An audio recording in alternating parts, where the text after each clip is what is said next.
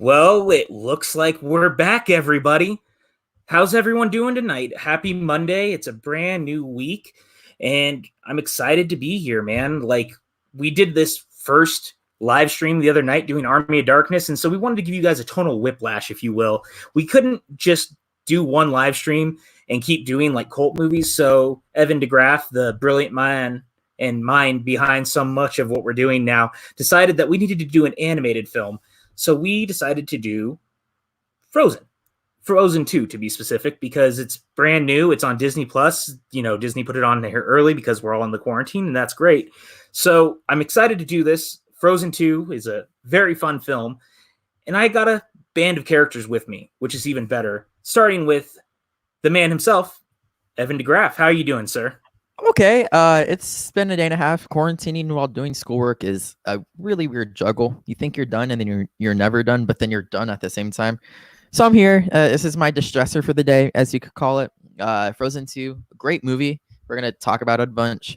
And yeah, I really wanted to play an animated film, but that's also just because I love animation. It's probably my favorite medium of film that we have to offer. And you can catch on to what we're going to be showing next week.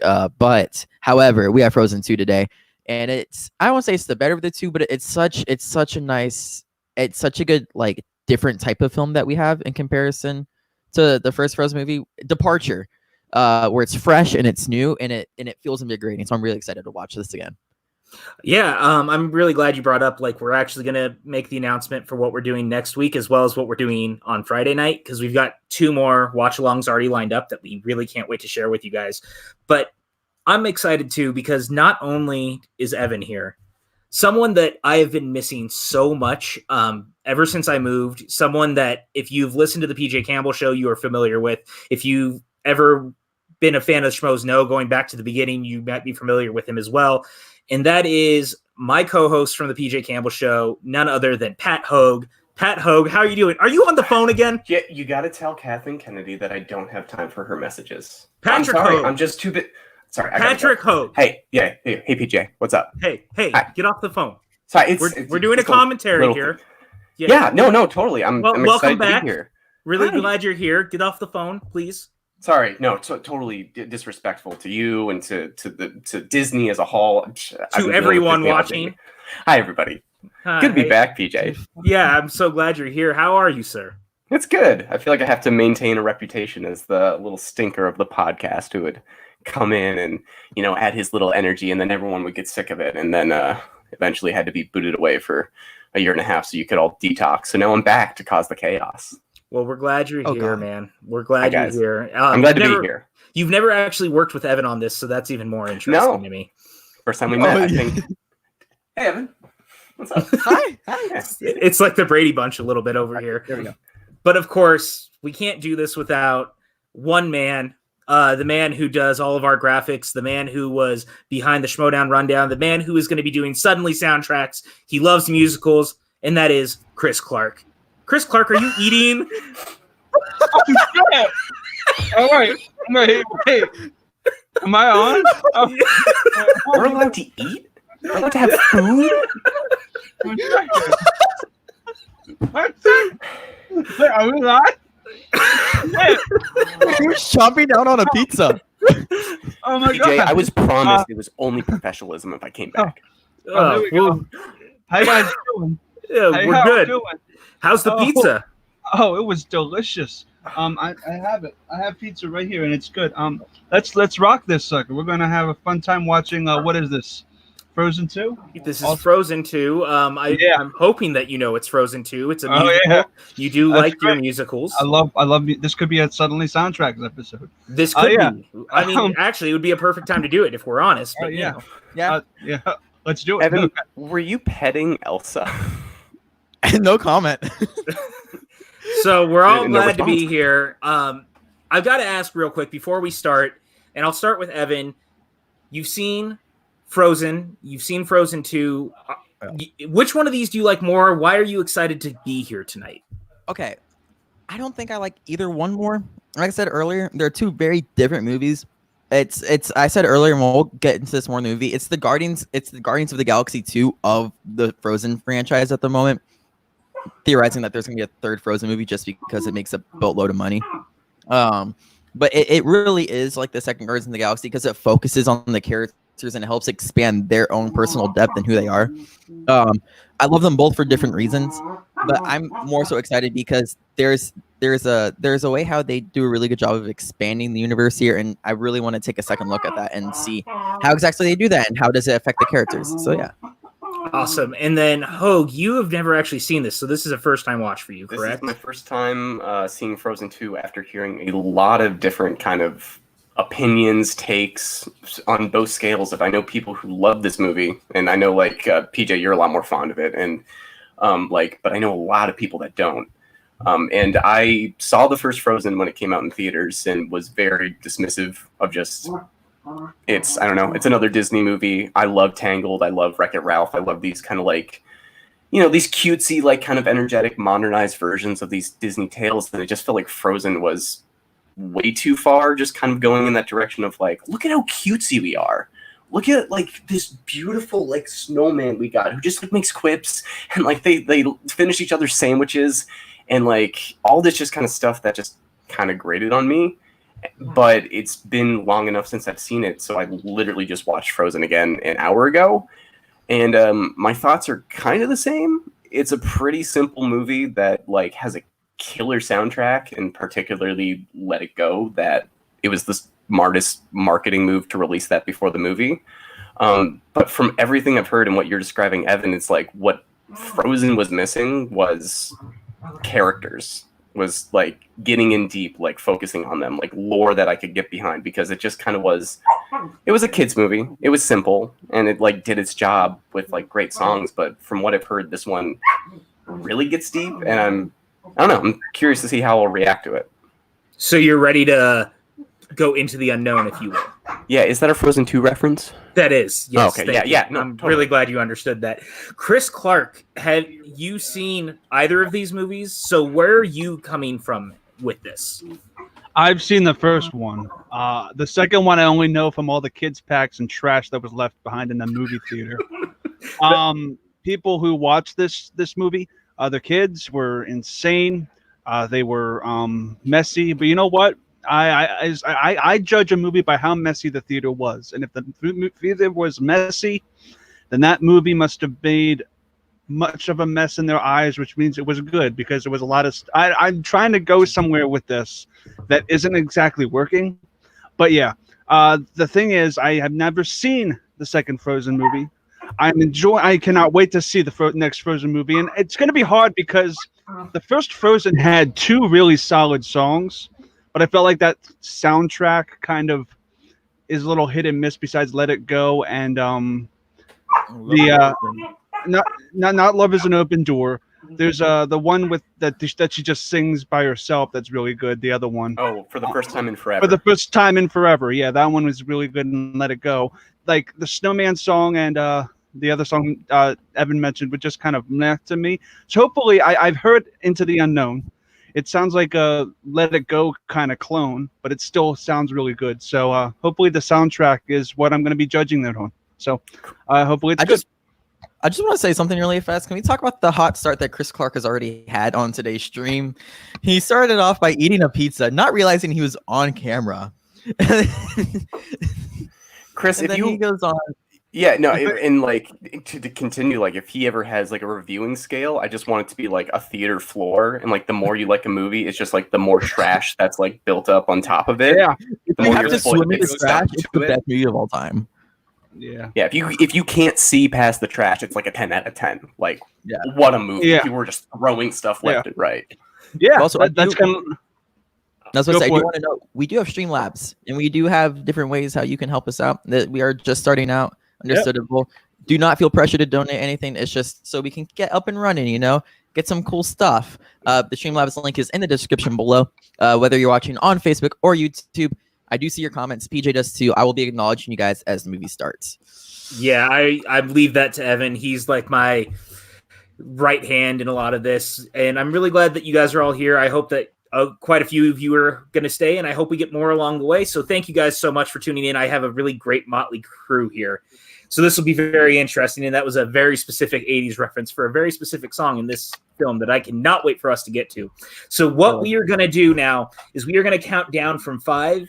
We are going to go from 5 to 1. As soon as I say go, you're going to hit play the same time we are, and we are going to go into the unknown together and watch Walt Disney Animation's 58th film, Frozen 2, in 5, 4, 3, 2, 1, and go. Here we go. Here we go. Here we go. Okay. That's not how it works, but I appreciate you trying. This is a Disney movie? Dude, is there anything more iconic than the castle, like as an opening logo outside of 20th Century Fox? No, MGM. That's fair. The Lion. That's fair. Okay. They're all good, really. They're all good. Brandon Hanna was wondering who invited Hogue. Tell Brandon Hanna to keep his opinions in his pocket.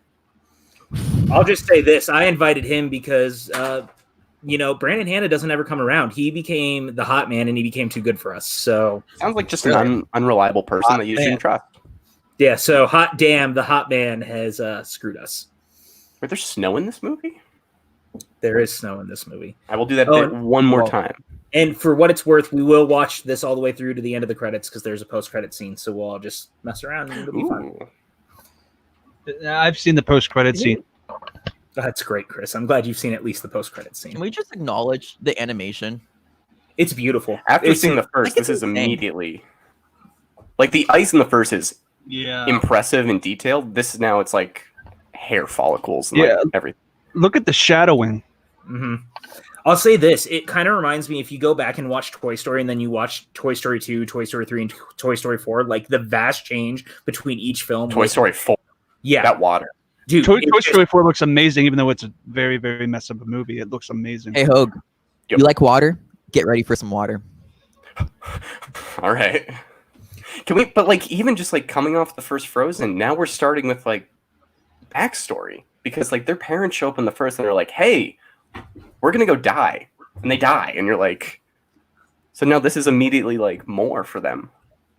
You're like, well, oh God, they're gone. Well, there was this whole theory that the parents were actually Tarzan's parents also. And like, it was always going to be linked to Tarzan. And then Frozen 2 came out. It was like, nah, that's not it. Also, do you know what? That's dumb. I don't like that.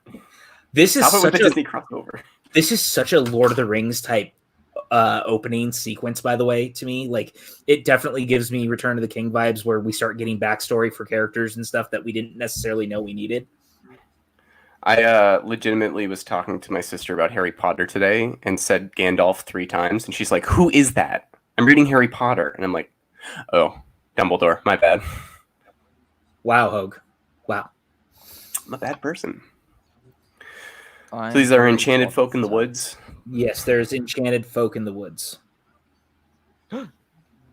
Into the unknown. Look at that dappled light. This movie's almost photorealistic in like all the right ways, and I love it for that. It's also a problem with the first one, where it seems like every character was designed to like be in Disney Infinity and looked too cartoonish. And immediately these look a bit more like characters and people. Here, I'll say this. The Good Dinosaur walked so Frozen 2 could run. It's a lot of movies that have fallen at the altar of the ones that come next. I agree with Chris Adams. I love seeing the lore of this world. This, again, it very much reminds me of like a Lord of the Rings style opening. It was information I didn't know I necessarily needed, and I think it's 100% makes the world so much more full and so much more interesting.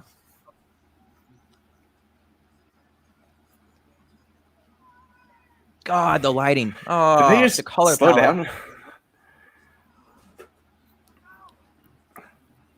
I think it's really funny that we were talking about Avatar like off mic before this started, because this movie is so similar to like Avatar in a lot of ways.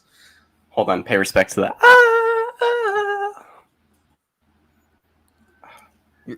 Oh, I get chills.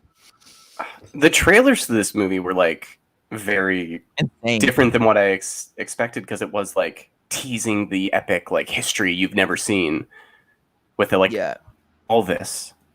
The trailers were very reminiscent of the Age of Ultron trailers. Very dark, very ominous, Yeah, very slow. But it's like the first movie's so blue, and then the trailers were immediately like autumn, and you're like, oh. Yeah, which is why it reminds me of the Age of Ultron one, though, because it really slowed things down and just like it was like a moment in time almost. Yeah. Especially the shot of her running across the water. Yeah, everyone realized like, oh, what if we just make it sound sad? Ooh, here we go. And I gotta say too, getting Evan Rachel Wood as the voice of their mother is so brilliant to me. I've been a big fan of her for a long time. Of course, Across the Universe, I'm a big fan of because I love the Beatles. I think it's a messy film, but I love a lot of the renditions of the music and stuff. And she's a big part of the reason I like it. So It was kind of cool to have her in this as well. Like you already have Idina Menzel, who is Broadway royalty. To have Adele Dazeem? Okay, John Travolta. I'm sorry. Someone had to make the joke once. Yeah, I know. So the forest like closed down because they didn't like the bond between like the enchanted people in the kingdom? Yep. Well, that's mean. Open it up. It's almost like it's commentary on the real world. What are you talking about? We treat the environment perfect. There's no climate change. Stop talking about it. Stop. We treat other people perfect. Yeah, I was going to say, I don't think it's the climate change we need to worry about, Hogue. What are you talking about? What's going on? No, don't worry about it. I've been left home in a while. I don't know why. Don't worry about it. Evan Rachel Wood currently, I believe, is also on Westworld. I'm like 2 seasons back on that, so I am not caught up. Ooh, first song. Who's making these sweet graphics for these Watchacons? Chris Clark, Brandon. Oh, I am. Yes, that would be the brilliant Chris Clark. No. I'm Watch sorry. on, damn it, I have large fingers. Clark Fingers now officially in our lexicon of the watch-alongs. Thank you, Brandon Hanna. I can type. Don't listen to them. I have some screenshots and evidence that would suggest otherwise. Also, sorry for talking over this on Pat. No, I'm just like, I'm immediately more invested than I was the whole movie. Because like the first one starts with, we're sisters, right? I punched you in the face, and now we're adults and we don't like each other. But now we see the moments that she missed out on. All the time she could have hung with Elsa and like the sisterhood she was missing. Yeah, it really flushes out the other one. Chris Adams, I'm not following many TV shows. I'm literally just now starting Breaking Bad. I'd recommend right now. I recommend binging Rick and Morty before it picks back up. I would also suggest watching Fringe. Just throwing that. They just title dropped. They did. They title dropped. Yeah. Wait, they said Frozen 2. They did say Frozen 2 because this is Frozen 2. Oh yeah. I'm so also, glad Brandon Hanna says it's perfect that my typo was Kong. I can concur with that, knowing Chris Clark. Look at that poster behind him. Look at that. The color palette. Like they. Oh yeah, it's amazing. That's beautiful carpentry right there. It's so erotically awesome. What did you just say? It's great. It's awesome. This is a stream meant for kids. Oh, Chris. Oh, I forgot. Sorry. Yeah, I can't handle inappropriate language or else I cry. It's weird. I believe that about you. And like autumnal, like autumn settings, you so rarely see in movies. Like How to Train Your Dragon nailed that, and a lot of it's like its imagery, and like more animated movies don't do that. Olaf, buddy. I'll say this: I actually think I might have preferred Olaf more in the first one than I do in this one, personally. Although I think he gets one of the best moments in his entire story in this film. Are you talking about when he has everybody seen it, right? No, we don't assume that because Hogue has not seen it yet. Oh, okay. No, yeah, no, this is all a surprise to me. Oh, okay. Can we also just talk about the fact that we don't appreciate Kristen Bell nearly enough? I mean, Kristen Bell is American royalty. If you have never watched Veronica Mars, do yourself a favor and watch Veronica Mars because she's incredible in it, and that show is amazing. She also has the perfect like Disney voice.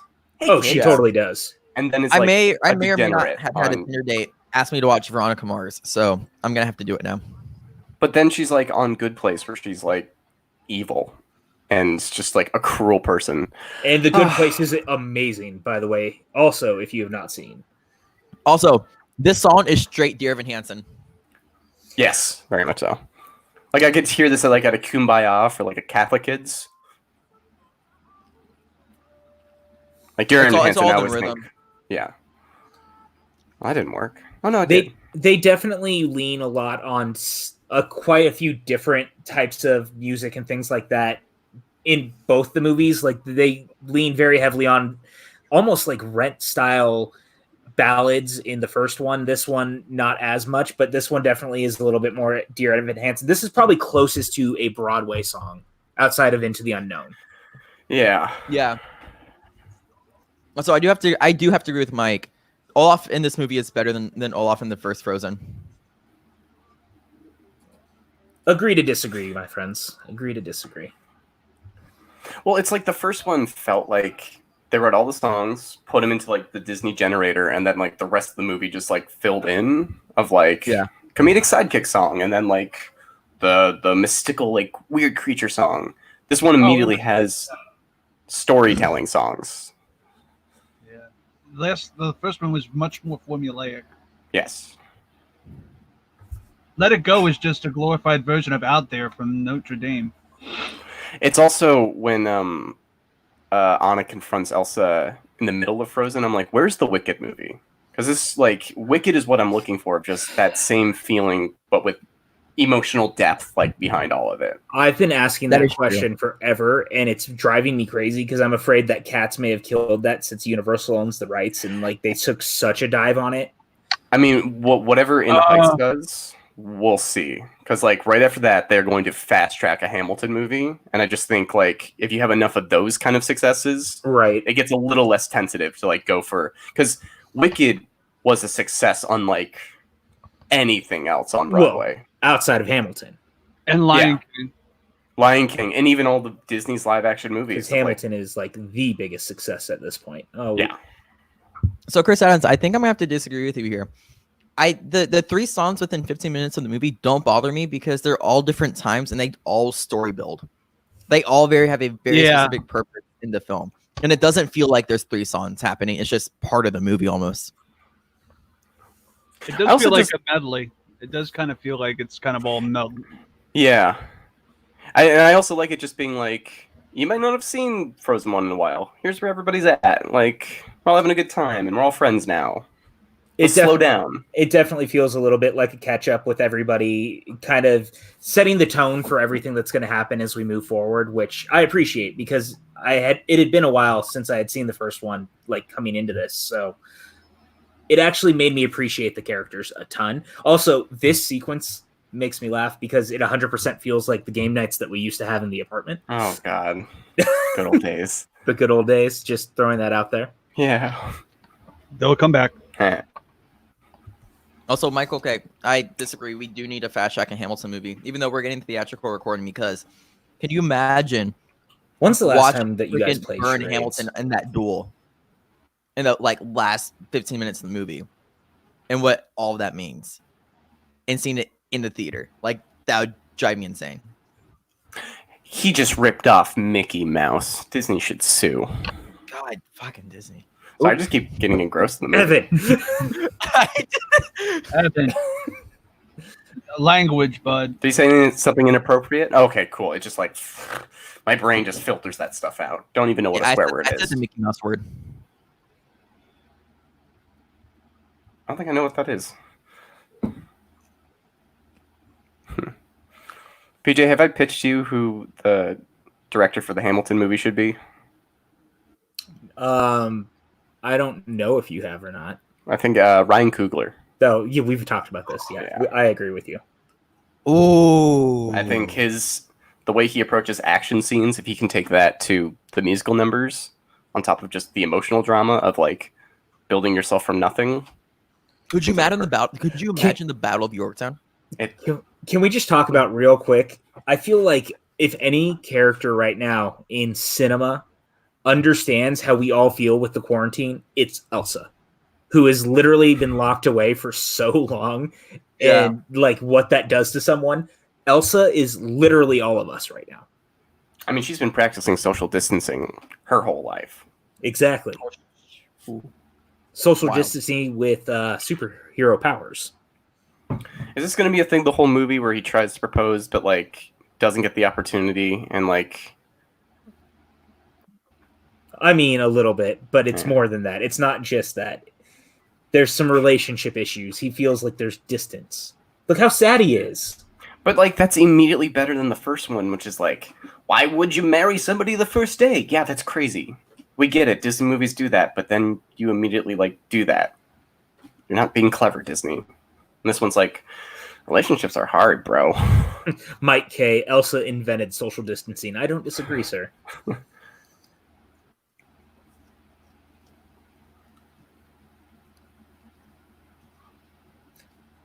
I really feel for them here, man. Like, I really do. Their relationship has been built so perfectly between the two films, but especially now, like, this movie really drives it home, and this sequence is a perfect example of what great character building actually came out of the first one, because as someone who isn't, like, super fond of it, like, this doesn't work without this section.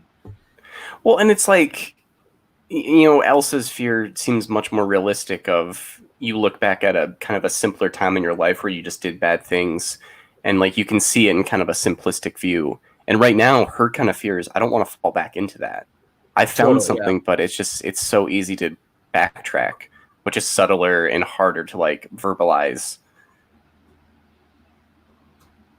That's the song their mom sang. That's sweet. Right? This was just so good. This is way better than the first. What are people talking about? Exactly. It's way better than the first in just about every capacity. Like that was too much drool. She's gonna wake up soaked. I would say we've all been there. We've all been there. Okay, we've all been there. I was just there. Yeah. I believe that, Chris. Right now, that pizza. Chris, what do you think about the movie so far? I'm trying to follow it. It's fine. The thing is, though, I'm just enthralled by like the actual, like, I know you guys praised it a lot, but the animation and just how everything is composed and shot is just fucking awesome. I mean, it is just amazing. Yeah, it's amazing. Yeah. Hear you. This really is such a great song. Again, this is the big Broadway moment. They get it out of the way very, very early on. You have to. You have to. And also, am I the only one who gets a little bit of Shining vibes from the way that they kind of do this? Like, I definitely... A little bit. The red hallways? Yeah, of the hallways and the way that the angles are. Like, it's 100% very Shining-esque, which I think is very perfect. Yeah. Well, and the first movie is very similar to, like, without the actual attributes of horror movie, it's very similar to a horror movie. You're not wrong. I'm just saying, like, in particular in this one, it is. It reminds me a little bit of The Shining. Like, there's some Kubrick influence, I think, in just the way that this kind of came together, and I like that that a lot. It's like... Also, I don't know if this is a hot take, but I think Panic at the Disco really fumbled the bag with this song. I'd be wrong on that, but I think Panic at the Disco really fumbled covering this song. I may not disagree with you. Chris, what were you saying? No, I was just like, this all looks like it's it's Kubrick. It just looks like it, and we just need like Well, and like the credit to the credit to the animation is like the whole song is I'm not going to give into this, and she's stuck in a horror house, and so when she goes outside, it feels like a breath of fresh air. So it's like it's not grand in its vision, but it's so subtle that it like puts you in her mindset of the film. The film is very similar to the one that I have behind me, where it subverts your expectations very quickly on purpose. Yeah. Well, and I think that's what I like so much about this movie in a lot of ways is that there is a horror element to a lot of it, and maybe that's why I lean so heavily on enjoying it, because obviously, as you guys know, I'm a big horror fan. So having that, by the way, this is gorgeous. Just looking at this, like, what a great sequence. I could imagine that if you had seen this in 3D, this would have been just incredible in 3D. It was insane. I can imagine. But Wow. This would also make a really great Broadway number, like an You could do actual a Broadway number ton on with stage. this, Yeah. I get straight chills from this right now. It chills because it's Frozen. Aha! Well, just like the idea of the whole first movie, she's like, I shouldn't have to push this away. And then she realized the danger of it.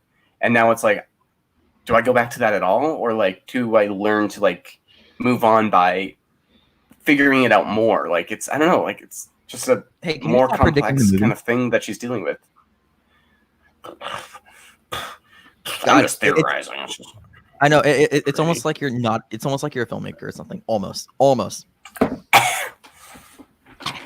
That's good content. Coughing into the mic, right? Especially right now when we're supposed to be social distancing and not killing each other. Oh, right. You're right. Right. Ooh. Also, shout out to Ellie Nicole saying, I feel like by dabbling with a larger diversity of genres in the first film, which was more formulaic and whatnot, is one of the things that gives this film more depth. That is 110% true. Yep. Yeah. And I'm really glad Kelly is a longtime friend of mine from going back to my Disney days. So I'm really happy she's here watching with us. She's watching with her dog from home. You worked at Disney? You know this. He worked at Disney. Yeah. I know. What character did you play, right? You played a character, right, Pat? Yes, I played myself, actually. Oh, That's okay. like playing a character. Oh, okay. I love this, by the way. Again, horror. Like straight horror. Arendelle being torn apart right now by all of this, and what they're facing is just so cool to me. Again, not something we might not normally see in a movie like this. Yeah. I'll say they did a really good job of cutting out all the BS. We knew the town was going to be okay. We didn't need to see all the dramatics. Yeah. Okay. So they should have. Imagine if this had been directed by Roland Emmerich. That whole sequence would have been like 15 minutes of the town just being like destroyed piece by piece, and every character would have been shown while it was happening. That would have been cool, though. Guys, we're announcing Frozen 3, directed by Roland Emmerich. He's going to bring a new flair to the proceedings. I 100% watched Godzilla 98 last week with Dan. It's phenomenal. Maria, and it's still so much fun. But that movie is exactly what I'm talking about. It's Roland Emmerich at his absolute best and worst at the same time. Sounds right. I think it's better than Godzilla King of the Monsters. Don't say that. Don't say that. Why do you say these things, Chris? Godzilla King of the Monsters is a mess. That's enough. Chris, it was really great having you tonight. We're going to just remove you from the stream. Whoops. Oops. Okay, here I will say, too, I was not a fan of the troll characters at all in the first one, but I like here they're used exactly as they need to be, and then it's like, we don't worry about it again. And I'm very good. I'm happy about that because they're arguably my least favorite thing about the first one. They are the most like Deus Ex Machina of like, listen, if you need an answer, we got it for you. Like we're just like rock people. And then like my biggest problem with the first one was Kristoff, of just like, if he's gonna be a creep, let him be a creep. Don't let him be like a charming hunk. And then he's raised by rocks, and you're like, this isn't it for me. I don't like this. Yeah, the role in this is very specific. It goes, hey, Anna, Elsa, don't be dumb. Do what you have to do. Or kill us all. Our friend Maxwell Haddad is in the chat right now. He came in to say hi, Max. We love you. Thank you for being here. Hi, Max. Who's Max? Oh, hi, Max. Oh, wait. I know who Max is. By Frozen slander? I'm not being slanderous to Frozen right now. I've actually said very nice things about it, but I like this one way more. You know, that is borderline true. PJ, dude, for the longest time, PJ chose not to see Frozen 2 in the theaters. You're right. I still didn't see it in theaters. I didn't see it until... Which you should have. That's neither here nor there.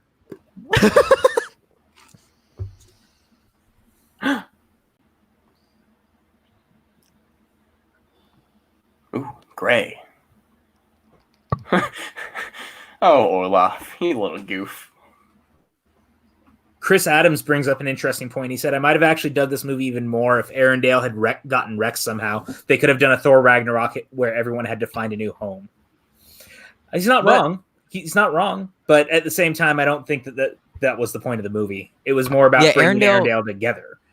Also, Arendelle and what's the place of the Thor's place? I can't remember it. Asgard. Asgard. They're not the same.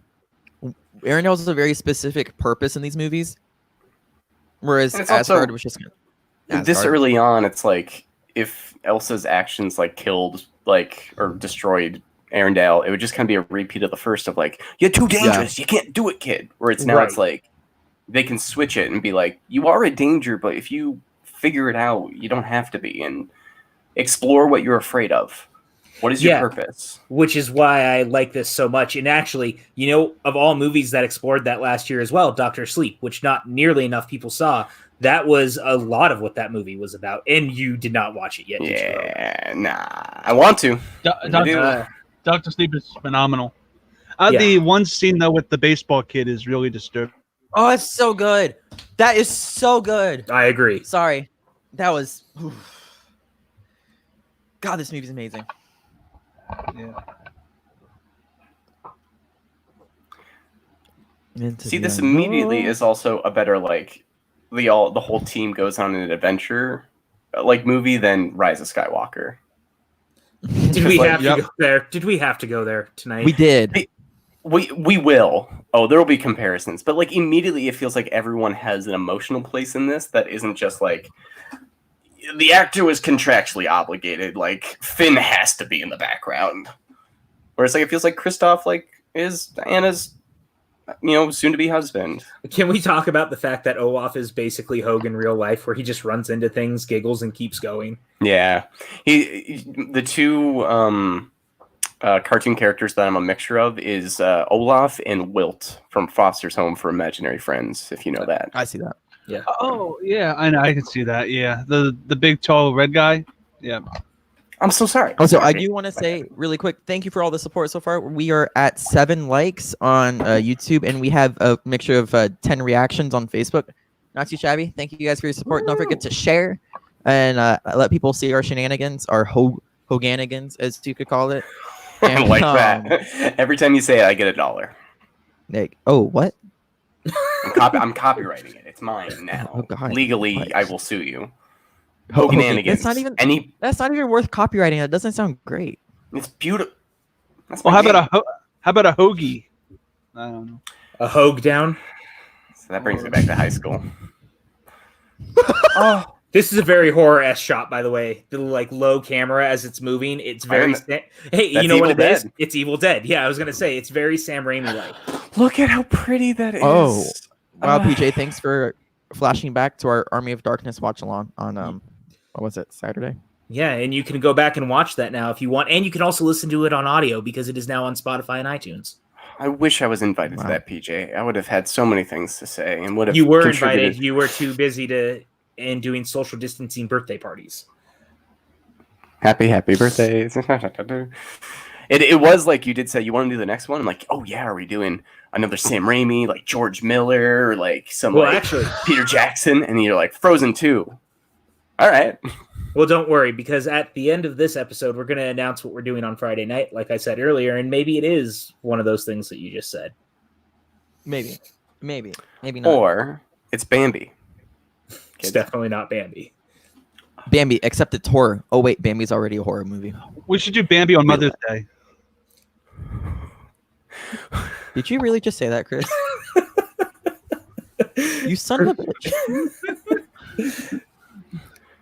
Can we just talk about how bad I feel for him right now? He wants to propose to her so badly, and it just keeps being the absolute worst time. Yeah. Kristoff, man. Come on. But okay, I do have to say this though. Anna's character at some points, and it is for the plot, and it is for her character, seems out of place in how she's reacting to all of this. Some of her actions feel misplaced sometimes. Because she's too scared or too unenthusiastic. Too on edge almost. She's worried. She doesn't want to lose her sister because she finally got her back, which I understand. Yeah. I think it is that underlying, and what I'm excited for, that existentialism that everyone talks about. It's that underlying, I just don't want to lose this. I know there's if we lose, it's not the worst thing ever, but I love where we are right now. And to even go back feels like a major loss than if we never got here in the first place. Right. Sure, totally. Look at Also, Chris Olaf. Adams said Sven is better than Olaf, and he's not sorry about it. Wow. Those leaves look real. Yes, it's ridiculous. Also, shout out Kelly saying if we did a live stream of The Lord of the Rings, she would be there. I would love to. I just wonder how well that would do for those movies being 3 hours apiece. I've never I would seen them. die. What? Well, we have to do the extended versions, and it would have to be maybe for charity. That'd be good. That's not a bad idea. It's almost like that's happened before. Has it? Oh yeah. Is Olaf just singing about the fact that he just doesn't know things? And he thinks it should be normal, but just doesn't understand it? He's Yes, also singing about Going through puberty. also essentially being like in this dark woodsy type area, and I kind of love that. Again, there's a little bit of Sam Raimi Evil Dead in all of this. That was Like- also very Nightmare Before Christmas-y. Yes, 100%. Very. Oh, Josh Gad. What a treasure. He would have made a great Seymour Crowe one. I'm very curious. Did you Ooh. guys see that he's actually working on something with the people who did the music for Book of Mormon? Yeah. No, the South Yeah. Park Boys? Yeah. Yeah. So I'm excited. I'm curious what it's going to be. What the heck? Oh my gosh.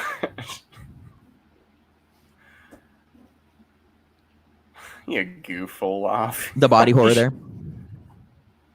Just like in like there was another Evil Dead camera of like the camera stuck on him as he was running.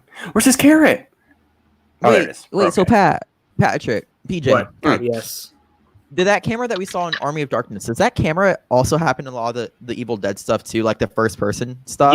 Yes, 100%. That's disgusting. I love it, dude. I mean, you don't have to like it, and I understand, but I'm just saying it's really great. It also blew It's- people's minds when they first saw it, like in the 70s, of like you can do that with a camera and like have that evil presence that's just like running through the Yeah, it's woods. Well, and like I said while we were watching Army of Darkness, this is very Wizard of Oz, by the way. Like, this is a nice throwback to that as well. Like, Wizard of Oz was the original tornado sequence, if you will. But I love the camera work in the Army of Darkness and Evil Dead movies because I think I kind of said it the other night, the camera becomes its own character. Like, it's very specific. That's Sam Raimi. It's just he understands filmmaking of just like Totally. classical, just. I also love just how esoteric the villain is. It's like it's elements. It's not just like Elsa got scared and now she has to be not scared. It's like literally the wind is fighting them. This is so cool, by the way. The memories coming through in the water as she's trying to freeze everything. Like, such a cool looking sequence altogether. It almost looks stop motion. Mm-hmm. Or like And this is that was Iron Man, by the way. Like, very Iron Man-esque type shot with him using his pulsating blasters on things. Do y'all want to hear Very the much. dumbest thing? Is it you? Of So course. obviously we have captions on. PJ, this is I a kid turned on show. the audio descriptions, and I thought I was hearing voices this whole movie. I'm like, this isn't the movie I remember. I had the English audio descriptions happening. Very good, Evan. Bada bing, bada boom, damn, dude. It's okay. It's okay. So this is where Olaf actually like is very wisdomous for a very interesting second about the idea that water always holds memories. It's almost like this is foreshadowing for something very important later. Yeah, almost. Also, Michael K made a really good point. This movie and Toy Story 4 are great examples of animated movies that don't need traditional villains. I 100% agree with that. It's more about the story and what you're doing. Toy Story 4 has a more traditional villain overall, but even then, not as much as a lot of other films. It's a villain that has a non-traditional twist. Correct. Yeah. Well, and it's just also somebody that like very understandably is upset, and you know, like the toys, we only are on their side because we've been with them. But if you were in her position, you would have absolutely. And like her grand scheme is not that bad. To the point, like without spoiling it, like it really is actually kind of sweet, like how that storyline goes with her. In Toy Story 4, I should say. Yeah. Because I know you were all thinking Human Centipede. Oh yeah, that's what I was thinking too. Yeah, Chris, I know you're always thinking about that though, like constantly. Human centipede. Yeah. Yeah. And now we have found some of the people of Arendelle. From human centipede. Yeah. Do they travel through time? No, they've all Oh. been stuck there. They brought him back. Ooh, we got one They of got these Captain folks. America. Hell yeah, Elsa. I mean, heck yeah, Elsa. Sorry, kids. Bro, I thought I turned off the audio descriptions. I didn't. One of my favorite things about this whole part of the movie is that of all the people that are in it, they got Jason Ritter, son of the late great John Ritter, who I'm still a huge fan of to this day. Jason Ritter is always someone I'm happy to see pop up and stuff, but he does a lot of voiceover work. Of course, he was Dipper Pines in Gravity Falls, and of course, he was also in one of my favorite slasher films of all time, which is Freddy vs. Jason. That's a filmography right there. That is a career. The dude's been doing good work for a long time. He was also in Parenthood for a little while, and I was a big fan of Parenthood, so... Hold on, this is a great recap of the first one. Oh yeah, this is one of the best sequences of the movie. Olaf recapping the first one. This is great. And just the reactions of everyone. But it is also just like my problem with the first. Look at I'm so. But it's funny though because imagine if you hadn't seen the first movie. Totally. It's great. It's a great way to recap. What? But it's also this is more entertaining than the first movie. Yeah. Oh, dude, I did not realize how much I enjoyed this movie. It's also the dialogue just is better. Just has a better clip to it. Like the first one is really like for a younger audience, and it just feels like this one's just punching a little bit above that weight. I just love Sterling K. Brown's reaction to literally everything that Olaf just said. Is that Sterling K. Brown? That's Sterling K. Brown. Yeah. Yeah. What an actor. Actually, you know what, dude? So Sterling K. Brown should be Charles Xavier in the new X-Men. Ooh. He would make a good Cyclops. Cyclops has got to be younger. The leads have to be... If it comes to Xavier and Magneto, they should be older, and I think Sterling K. Brown leans a little bit older, and I think he could crush either the Magneto role or the Xavier role, but I'd rather see him as Xavier just because I think he has that kind of strong wisdom and presence that I want that character to have, because you need to have someone who has a very different feel than Patrick Stewart had. But also like someone who can like depict that empathy with his eyes, but also I run a school. I can stop you with my mind. Like, don't try to challenge me. So if that's the case, then it's got to either be Denzel or Giancarlo Esposito as Magneto, because they have to be able to go toe to toe intellectually, and either of them could do it. Giancarlo Esposito would be. So funny story about the Sterling K. Brown thing. I recognized the voice, but the whole movie I couldn't match the voice of the name. I was never dying in a theater more. That hurts. It hurts me the most. When I grew up in film, I didn't know too much about Sterling K. Brown other than he's in that movie, he's in that movie, he's in that movie. But you never put the name to the face, and it was killing me when I was watching this. See, I had that problem with Brother Bear, where I was like, yeah, the main bear is John Cusack. There's no way that it's not John Cusack. Wait, and then I looked it up, and it was Joaquin Phoenix, and my mind hurt because I was like, no, it had to be John Cusack. It just sounded too much like him.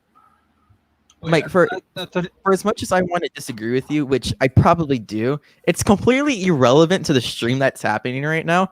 I don't know why you would say. Why are we not watching Brother Bear? No, Mike Kalinowski just came into the chat to be an emotional bull in the China shop and said Indy 5 is going to suck. We're not talking about that, Mike. We're talking about Frozen 2, even though we were talking about X-Men just a second ago. But totally irrelevant to what we're doing right now. So thank you. So irrelevant. Indy 5 or Brother Bear? Also, this scene is insane. Yeah, this sequence is great. Again, there's just something very, very cool about it. I love the way that the little fireball definitely has its own personality, its own life, which obviously at the end of the sequence you understand why, but there's just something very fun about it. Yeah, that's cute. They're pulling a toothless. Oh. He is adorable. He's my favorite, and I love him. the facial animation. Look Like, at that face. But like even Elsa, like that's just so much conveyed. The eyeballs are everything. Yeah. I agree with Chris. The lizard is probably the cutest thing in animation. It's pretty close. I gotta give him that.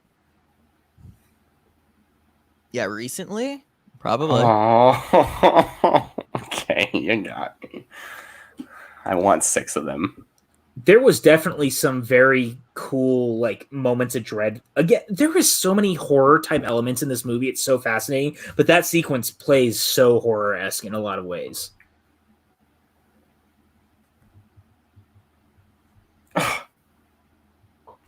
He clicks his eyeball and it's just the best. That voice is just a jam.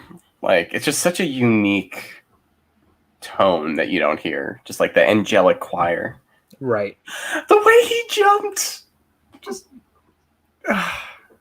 This movie's got me. This is great so far.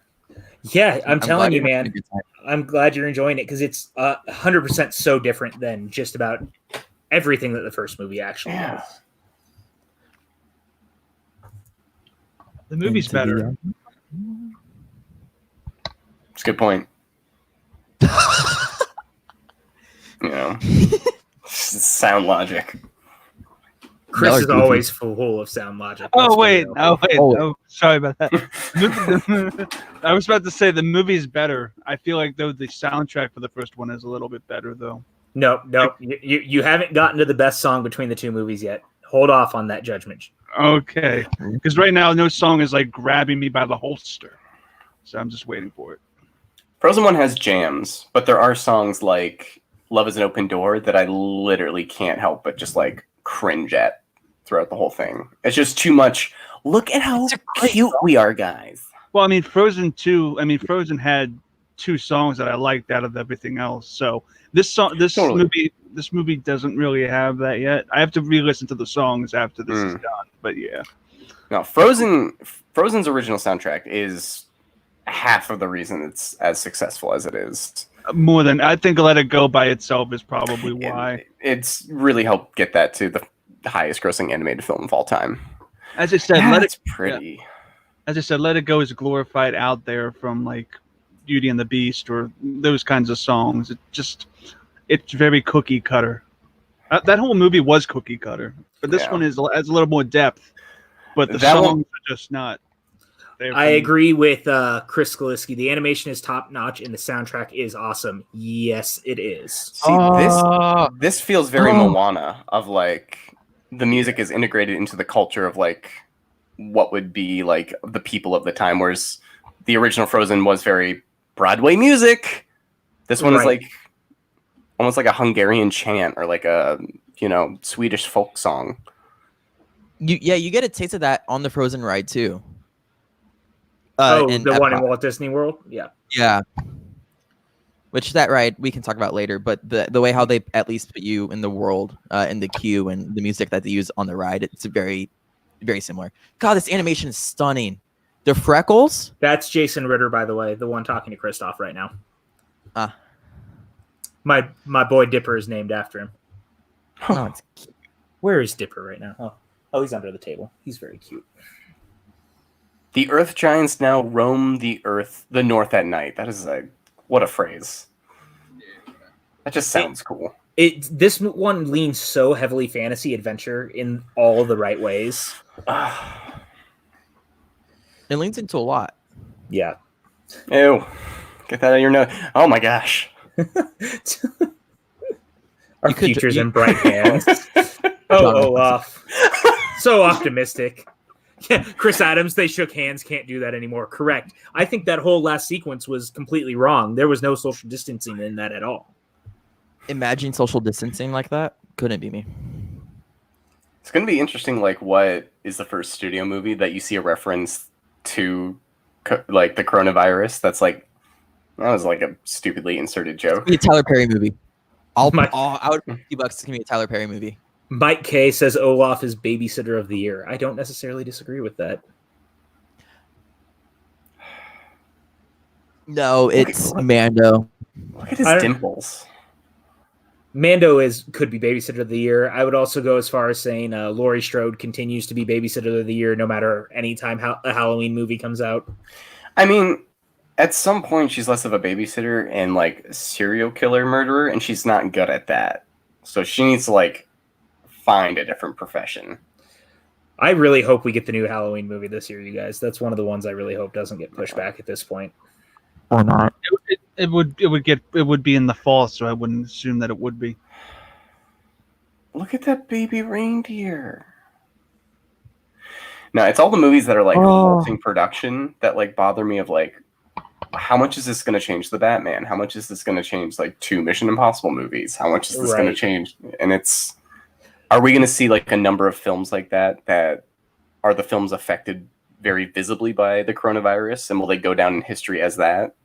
We'll talk about that. You and I are going to do an episode of the PJ Campbell Show either tomorrow or Wednesday. So we'll save some of that conversation because I think there's going to be a deep dive on that. Let's do that. Because there's not a lot of lose. I love the animation in this. Chris Adams, Medea stuck in quarantine. It could be a thing, dude. Tyler Perry, It's not bad. It's not bad.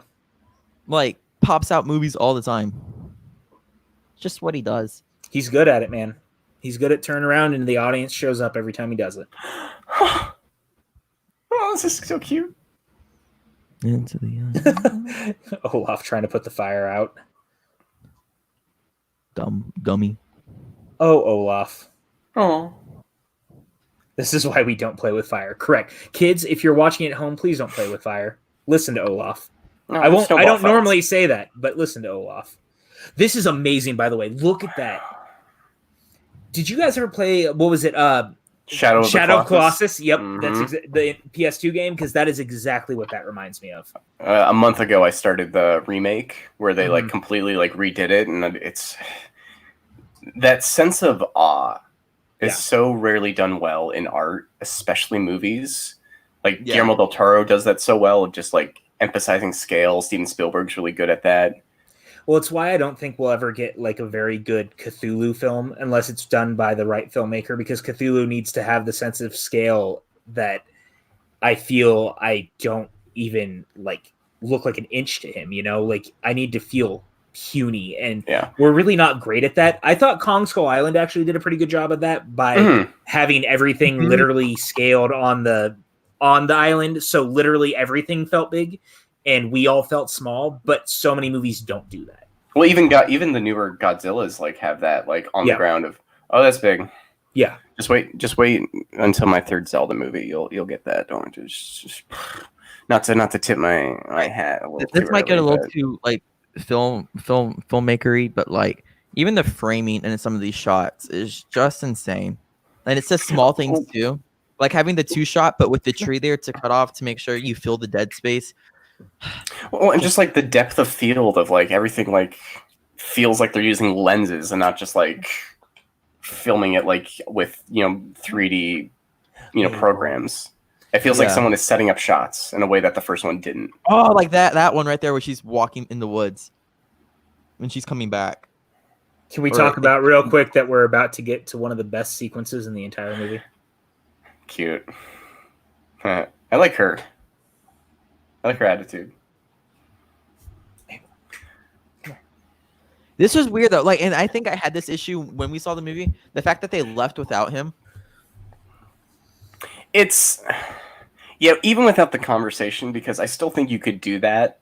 Like, because it makes sense, his conflict of just, it's not too serious because like bigger things are going on, but it feels like she's sidelining him too much, which is feeding into it.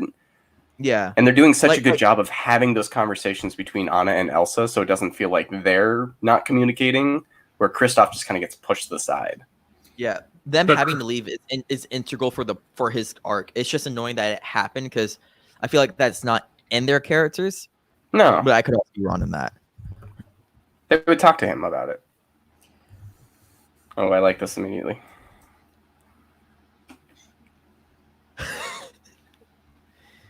Here it is. This is the PJ Campbell number. This is my favorite song in the entirety of the films, because we are about to get an 80s hair metal rock ballad. in the middle of Frozen 2. Let me see this. PJ, we need to have a talk. That's a good shot. We need to have a talk? Are you kidding me? 80s rock? We'll see.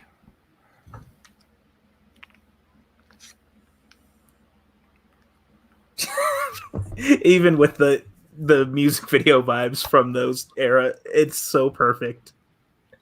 This is so sticks. Good night, Jonathan. Thank you for watching. Hopefully you can come back and finish it later. Yeah. See you later, Peck. Look at him singing into the acorn. Oh my god. Or the pine cone, I mean, not the acorn. Acting like it's a microphone. Oh, it's so good, you guys. This song is really good. I'm telling you, this is the best song between the two movies. You're not lying. This is the powerful. Made it so more perfect because like it's so meta for what's happening in He's today's music. singing with Sven. Look at they're singing. Look at.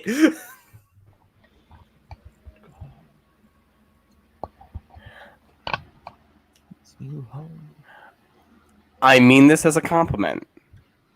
I like it because this is so stupid.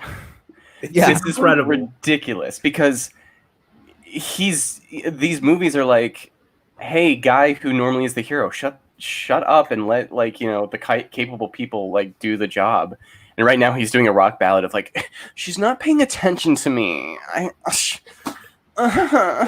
You also need this break in the film though because it was super heavy and it's about to get really heavy again. It's a really good like change of pace. Totally. Because the film gets really intense, really fast. He just seems so ridiculous where I'm like, dude, the world's ending. Like, but at the same time, calm it's down. also so perfect, and I love it so much because I also don't think that we get a lot of songs from the male point of view in this way where people actually care, especially in the Disney movies, quite like this. And I think it's also very, very cool for that reason. Also, I just wish they like built up to it. Like this is fun. This is like a good. I just feel like we got so serious and now it's like so goofy. And like, look at the queen. The queen. Like you're gonna figure it out, but you need the change of pace because the film gets super totally. As the great Lin-Manuel Miranda would say, just you wait. $96,000 holla, right? Mike K says someone needs to edit this scene into a Monster Ballad infomercial. I do not disagree with that. What a great sequence, though. One, it's beautifully shot, but also, again, to what I said earlier, it's just such a great throwback to the 80s music videos and stuff like that. And I'm a big fan of 80s classic rock and like hair metal. So there's something about that just speaks to me in the best way. Agree. I wish there was also a little more transition to it. Notice the color palette change. Yeah. Gray. Spooky. And like, ooh, leaves. Chris Scalati gets it. An 80s power ballad music video. It's ridiculously awesome. Yes, Chris, I agree.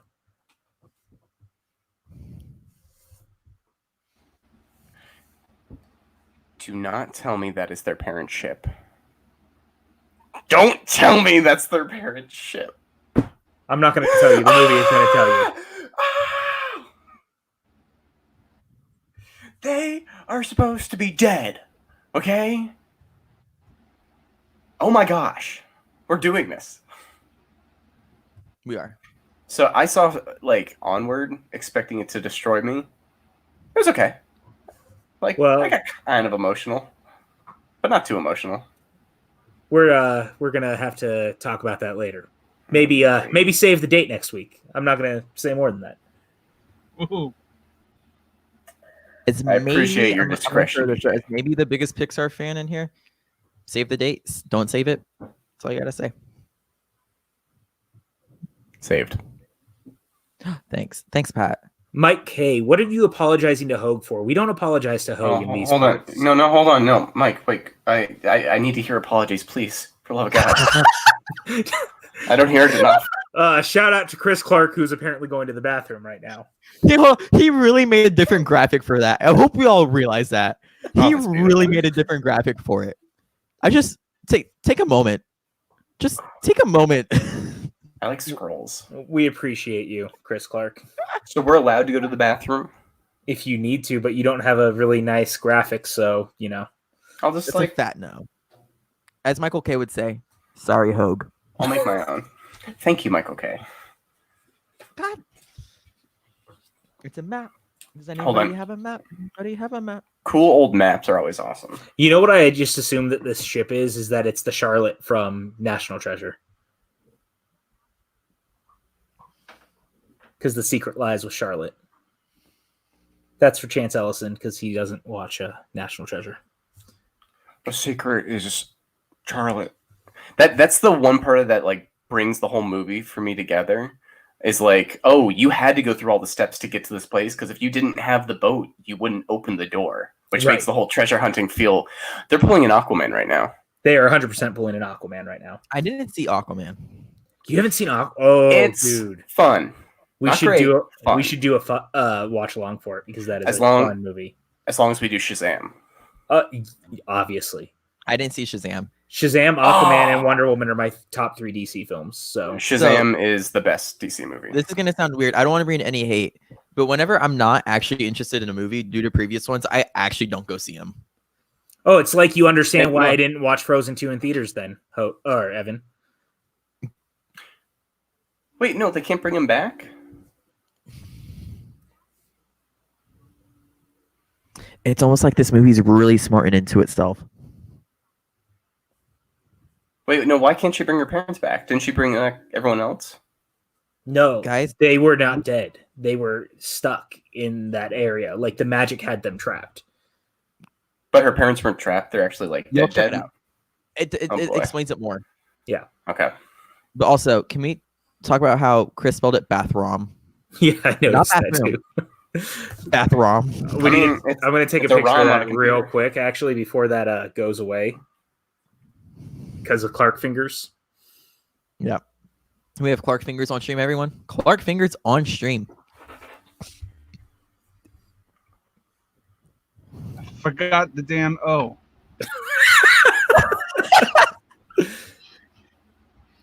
Chris Adams, I may have to have you on our watch along for Aquaman if you want to be, because I also have it as one of my favorites, and I would love to have someone in arms with that situation. I apologize for that, guys. Sorry. No, it's okay. I'm glad that you had Clark Fingers on the stream. Also, I do want to say this is a story beat in many different movies or just stories in general that have been hit. I don't want to lose you. I'm afraid to lose you. X, Y, and Z. But I think this movie does it very more interesting because Elsa and Anna didn't really have a relationship before this. Well, the whole first movie is like, okay, I didn't lose you. And like that's what you gained by the end of it. And it's like now, oh, you see the effect of kind of what they do to like help each other. No, Elsa, how could you? And I love this, by the way, because it would be easy to try to drag people into what she's doing, and her forcing them away is such a powerful move that she has to make on her own. Yeah, but it feels a little too close to the first one, though. It's not as much once you get. It's not, dude. Yeah. I remember watching this in the theater and like thinking, "Oh, this is the shit. We're done." Like, wow, like Elsa really just did that. But it's also in her character because she's very stubborn. Elsa is a very stubborn character. I love that Olaf is even feeling angry, and it's all because Elsa didn't say goodbye. Like, it's so simple, but it's such a powerful moment for him too, and I love that. But now Anna's emotionally manipulating him to be on her side. Actually, no.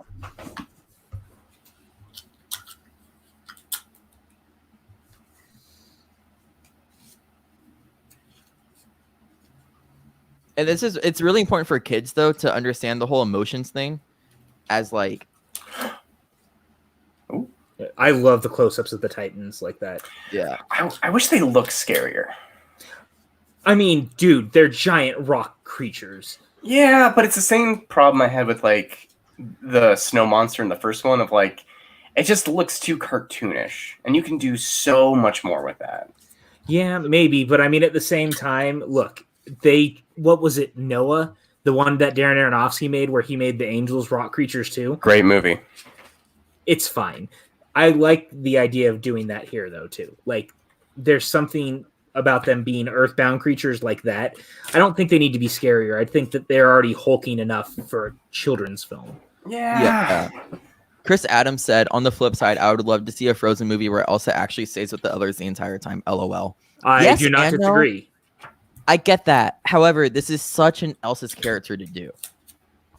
But it just Like, it's we'll see how she deals with it, but it just feels like the whole lesson she learned the first time was it's those around you that help you get past these kind of emotional traumas. And now she's like, and this can work as a character arc, but it just feels like right now you're reverting back to Elsa from movie 1. yeah, I guess so. It explains itself a little more. I'll say that. That's it. And right now it is like Anna's saying that of like, she's not allowed to do this. We got past this point. Yeah. Those rock monsters did look like a rock biter. I think that's what Mike K is trying to say. Yeah, his name's Rock Biter from Imaginary Story, right? A never-ending story, you mean? Yeah. The childhood classic. Never-ending story. Oh, this is so good. Here we go. Trailer Elsa. We got our Quentin Tarantino shot there too. It's actually quite amazing. Wow, Stop nice that. joke, Evan. Nice joke. It's amazing how late into the movie this actually is, considering this was the teaser trailer. So I actually expected this to be closer to the beginning, and yet it's like the beginning of the third act. Yeah. I will say though, there's still so much more movie left. There is, but I'm just saying, like, in what the story is, I was surprised that it came so late in the game, because a lot of teasers, I'm used to them being closer to like beginning to mid movie, where this is closer to like third act. I get she's, ice lady, so can't be hurt by cold, but like if like a sharp piece of ice just like sticks in her throat, dang, she's not like sharp proof. Like, that's dangerous, kid. Like, it can cut you. That's spiky. That's spiky ice. I love the design of the horse that she keeps seeing underwater too. I think it looks really, really cool. This whole sequence is beautiful. Very Finding Nemo-esque. Oh my goodness. Stop, horse. I just love that the spirits, like, they're all earth spirits and they're all fighting back, and there's just something so interesting about it. I'm trying to murder her. This is brutal. This is about as close to like superhero action I think that the animated Disney films have ever really done, outside of maybe Wreck-It Ralph. Big Hero 6? And Big Hero 6, which is the literal superhero movie. I'm saying out of like non-superhero fare. Oh, sure, PJ. I will end you. Don't cancel me. Please don't cancel me. Oh, Cancel she is taming that horse. No, we already got an apology. I need to keep that. Again, not to overstate it, the animation, top notch. Correct, Chris. It is the water. Like I said to you earlier, Hogue, if you loved water, you got your water. Let's get some good water. Ooh, Sporkle Mountain. Or island, I should say. And again, I can't think it can be understated also just how different this movie is. I mean, this is a full epic fantasy adventure. It's so different than just being like the simple kind of Broadway musical that the first one was. Like, this is a massive shift in style and tone. Like, there's nothing like this in the original. Well, and it feels like there's actual like stakes other than, will Elsa stay mad? Sure. Here. My camera's not broken. Don't worry. What? Oh, is He must be going to the bathroom, I'm guessing. We don't have a bathroom. We don't have a bathroom. Oh, for him. do we? Hold on. Oh, look at this. Oh, what a beautiful picture. It didn't work, but I agree with what you Kelly. can. I like this song better than Into the Unknown as well. Mike K, I love you to death. How dare you say that this is better than Lost in the Woods? ooh, her hair's down. I know. This was like when I saw this in theater, I was like, "What the?" This is the second best song in the film, like, bar none. I don't think it's even close.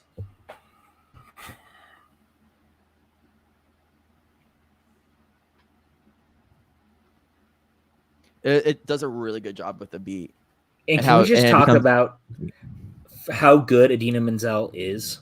Like, Yeah, her voice still to this day, man. Like, Yeah. between Wicked and Rent, and just all the things that she's been able to do. If Then, which I absolutely love, and there then it is. freaking Frozen. Like, Mike K, fine. I'll give you the tie. And I still haven't seen Uncut Gems, and I've heard she's very great She's in that. amazing in Uncut Yeah. Gems. Uncut Guys, that Dear Evan Gems, Hansen sound is back. Oh, I would 100% do an Uncut Gems watch along if I didn't think that that's one that would be also very strange to do.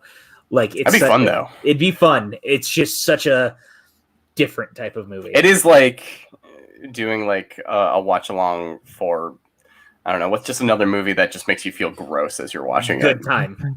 Good Time, or like The Borat. Wrestler. Oh yeah, purposely The Wrestler. offbeat. It's so good. I like this room. Chris Adams says that she is perfect in Uncut Gems. I completely agree with you. I thought she was fantastic in it. I actually had no idea she was in it. For some reason, I had never known she was cast until I saw her in the film, and I was like, holy crap, Idina Menzel is in this. This is awesome. So that was a nice surprise when I got to see that. Bada boom.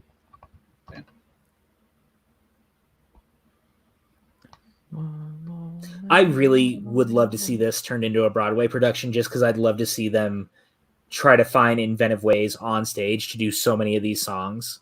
Yeah. They should do Frozen 1 and 2 as Act 1 and Act 2. They could probably condense both of them into like 45-minute acts. I don't know if you could condense this movie. There's so much in it.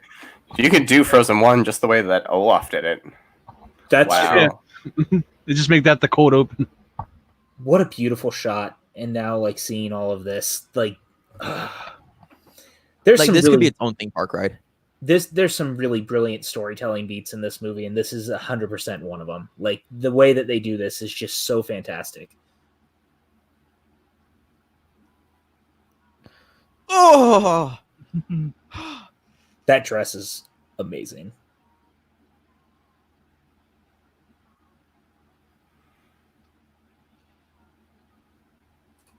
also they let her voice be its own instrument and its own character Totally. in the song right now, and it's so necessary because that's practically how Elsa operates in these movies. Well, and again, that's just the power of Idina Menzel, man. Like, she is this person. Like, her voice is its own character in just about everything she's in. Oh, so perfect, so perfect. I need a cigarette after that. That was. And again, Oh, I love this. Like, the memories, just what a cool way to show where they've been, where they, like, things like this. It's just so interesting to me.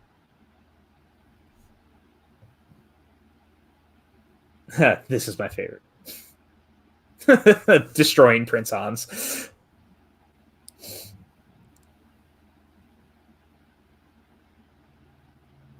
There's just something so truly beautiful about this entire moment.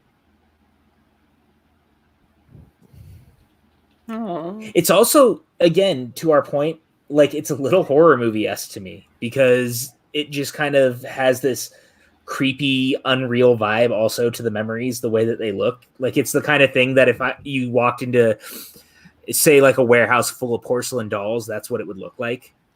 I mean, you could also argue this is very Star Wars-esque. Oh, yeah. I could say that, too. So I think I missed it. So their parents, their mother was a part of the tribe, and their father was a part of like the guard, and then they came together. Yes. Yeah. Wow. So it's very Oh my goodness. Romeo and Juliet. Yeah. Very, very, very wow. And I'm like, now a pit. finding out the truth of of what actually happened.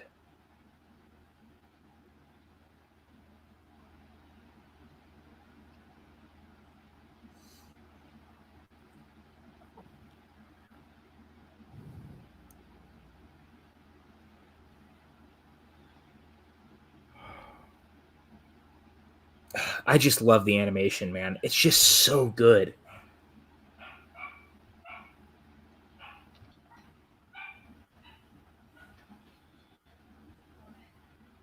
The color palette is the color palette's amazing, and the way that this is breaking down for her learning the truth, like it just is so fascinating to me, and you aren't really expecting it to go this way. But now watching as she's learning everything, and as the creeping of the ice goes up her body and stuff, like just seeing what she's becoming. Also, this movie represented colonialism better than Pocahontas did. I think I like Pocahontas a lot more. So, but yeah, like it represented colonialism better than Look Pocahontas. Look at Hogue's face watching this. Like, this is not the it's depths unreal. I expected this to like. Yeah, this is insane. Kelly wants us to be aware the father was the prince, not part of the guard. But yes, thank you, Kelly. But he fell in love with one of the tribe members and married, and then had a kid, right? One of which was Snow Lady. Shout out Michael K. Yeah, I was gonna say shout out Michael K. I do not like Pocahontas at all, except for the song "Savages." Savages is amazing. I think it's probably one of the best villain songs ever. "Color of the Wind" is a great song. But if you know anything about the true story of Pocahontas, it just makes you hate the movie. It doesn't matter. I love the movie. I think it's the best musical besides Notre Dame and for Disney. Music in Notre Dame is great. Hot. That's really hot. The fact that no one here is bringing up Hercules is a fucking travesty. Well, no, I'm saying Hercules is Aladdin, Lion King. Like that's a hot take to say Pocahontas is. I like the music in Pocahontas better than Lion King. Besides, Can You Feel the Love Tonight? Elton John's mad at you. Oh, Olaf. I should probably shut up. Yeah. We'll have a discussion on Disney soundtracks or Suddenly soundtracks. I want to do a list show. Turtles can breathe out of their butts. I want us to acknowledge that. That's another Olaf. Great. That's why they call it a toad ass.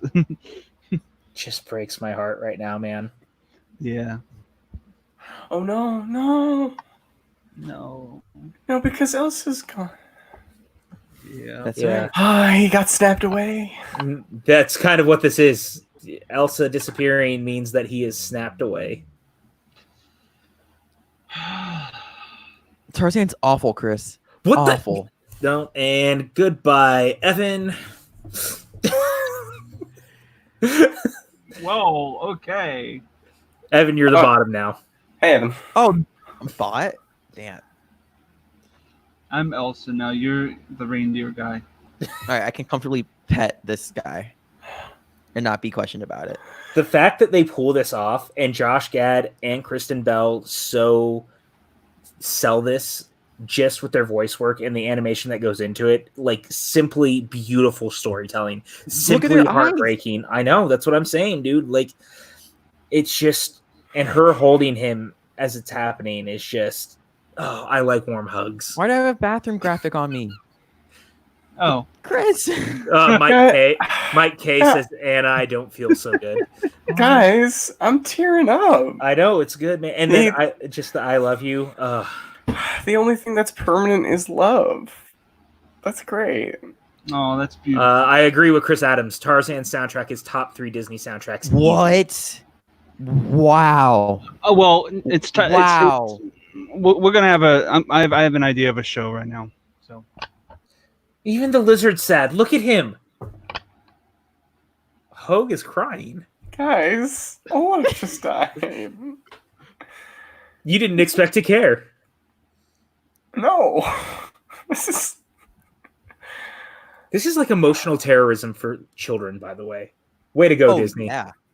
Especially Olaf, because they made him care because he showed the angry emotions right before that. I know. Gosh darn, PJ, why'd you do this to me? Don't worry, the next movie we're doing, which we'll announce at the end of all of this, is not nearly as emotionally devastating. Yeah, I don't think I cry in that movie at any point. Oh. Sorry, Chris. I just can't get along with that. Not when Beauty and the Beast, Lion King, Frozen 2, Frozen, Moana, all exist. We're gonna have Consider the coconut. I have an idea. Well, I have an idea. We'll talk after. But yeah.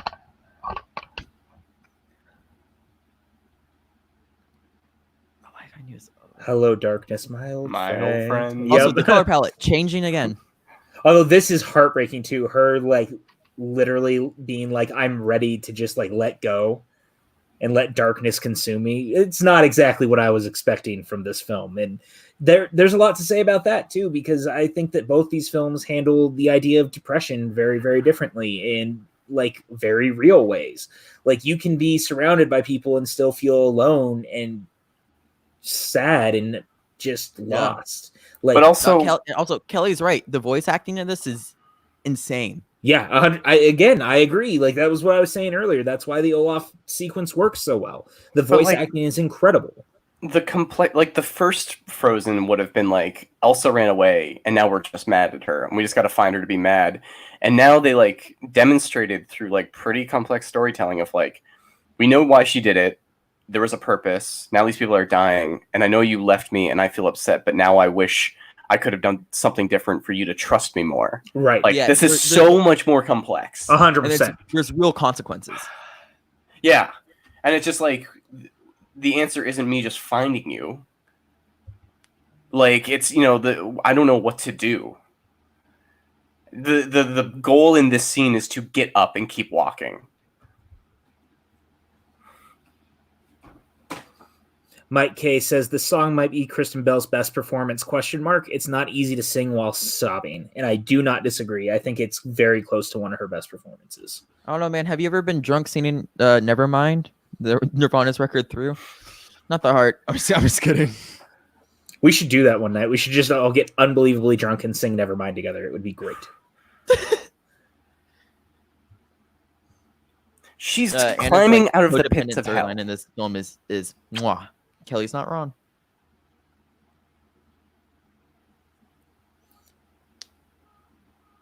Everything about the storytelling in this movie is just like far and away superior in every way compared to the first one.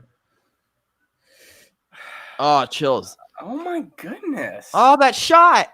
The next right. That shot. Oh, the color palette change as she's doing the right thing. You have autumn behind her, which matches her red hair. I just Sorry everything, if man. No, you're good. Right now. I feel so similar because I'm just so taken with so much of this movie. It's I'm just not so talking good. as much just because I'm like, they got me. The Disney animated movies proper, and even some of the later Pixar's really haven't gotten me in a way like ever since like Tangled or like Inside Out. Right. Bar like Wreck-It Ralph or like one other exception. But this is like cooking for me in a way that is what's about to happen. Hold on, I'm kissing the reindeer. No! All right, Chris is sabotaging us. Yeah, I don't know where Chris went, so we're getting too emotional. Yeah, Chris said we had to go. Michael K said future filmmakers could learn a lot about Frozen 2 and Little Woman's use of color and lighting to tell the story. Oh, Little Woman. Another movie that does like autumn so well and like gets that like fall feeling in a way that like movies just don't do. Oh, such a good shot. Who let someone make this movie? Disney smartly. Yeah. So do we think Chris Clark is dead? No, don't say that. And again, I would say too, man, like even though you were talking about they're still like lumbering huge and just like look at those shots, especially from far away. Their faces, it's their heads. It's like they look too bulbous. It looks like it's you can do a bit so more. Good though. Like it's just so the good. Scale is well done. I just wish I was like more afraid of the sight at them. Fair enough. Kristoff gets a little lost in this movie as well. literally his song is called Lost in the Woods, so that's okay. True. No, fair. That's the brilliant thing about his character arc, I think, too, is that at the end of the day, like, they literally have him get lost in the woods trying to find himself, because he's also realizing just how he's also become codependent on Anna and like their relationship, and what does that mean? Yeah, it might be one storyline too many, though. Sterling K. Brown, come on, man.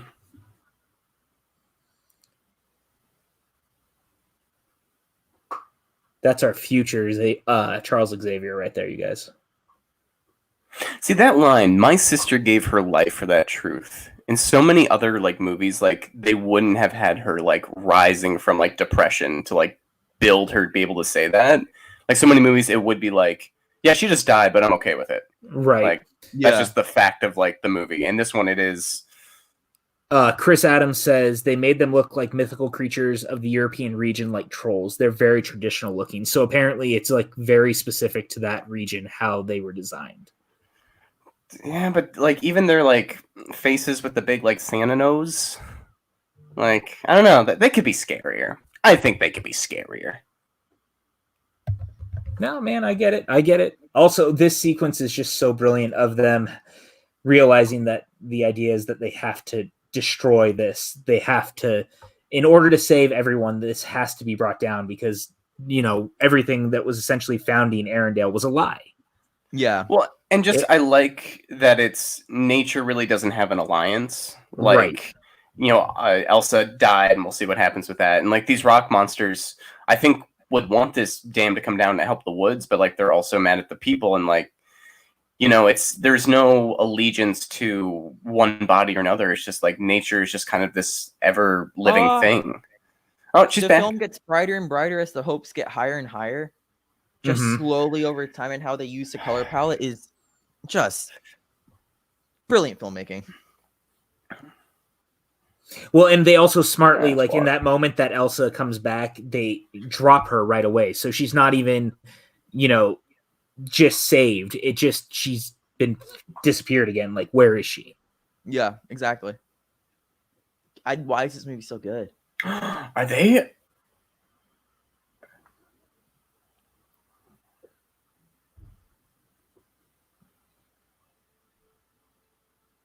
Well, that's just cool. Yeah, such a great use of her powers right there. And her coming back to save Arendelle. That shot. So good.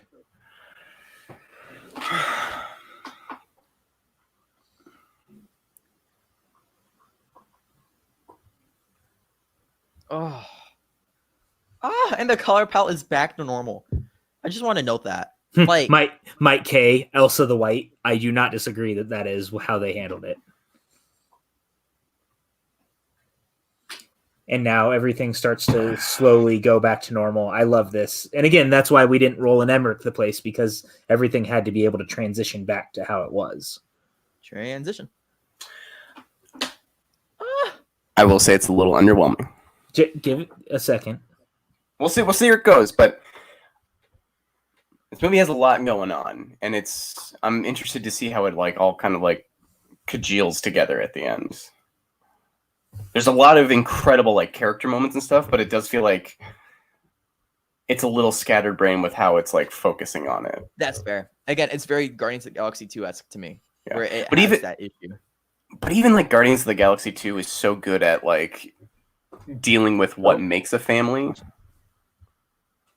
And like always has like that one theme going throughout, like with Nebula and Gamora. Whenever it cuts to them, it does feel like that plays into the same thing that Peter and Ego are going through. I love this, by the way, them seeing the sky. And like for some of them, they've never seen it. For the others, they've counted down since they were stuck behind the magic and like seeing it. My again. love is not fragile. What a line. Yeah. Like seeing all of them run out this way, just so beautiful, man. It's just so cool. there's a lot to be said about, like, I know that Hogue's like, it feels like it was a little underwhelming, which is fair, but at the same time, I think it's all played off in such a beautiful way that they're literally all brought back to a world that they didn't even, either they've never seen or it's been 34 years since they've been in this place. Yeah. It just, and the movie's not over. It feels like Elsa and Anna are a bit too disconnected from the plight of these people. They are just the ones who happen to like be the saving grace. And I thought they were going to do a bit more with their parents to like help kind of congeal like legacies and this all coming together. It just feels like there are these two cool storylines going on between them and their family, what they're going through, and then these tribes and like the sins of the past. And I'm kind of waiting to see like how they connect together, and I don't know if they do, but they're both good. It just feels a little kind of like, where are we focusing on? There we go. Well done, very pretty. Chris, you're alive. Yeah, my internet cut out, but I'm watching my thing on my phone, so it's fine. It never got out of sync. Rad. Disney Plus. Daddy Iger. Sorry about that, guys. Internet just sucks all around right now. Yeah, bandwidths are super low. You can't have anybody come out to fix anything because nothing's open. And there's why.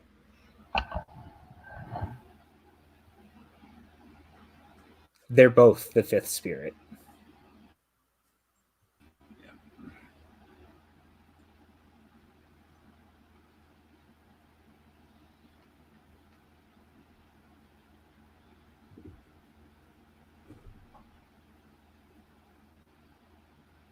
Big in-law energy. Yeah, 100%.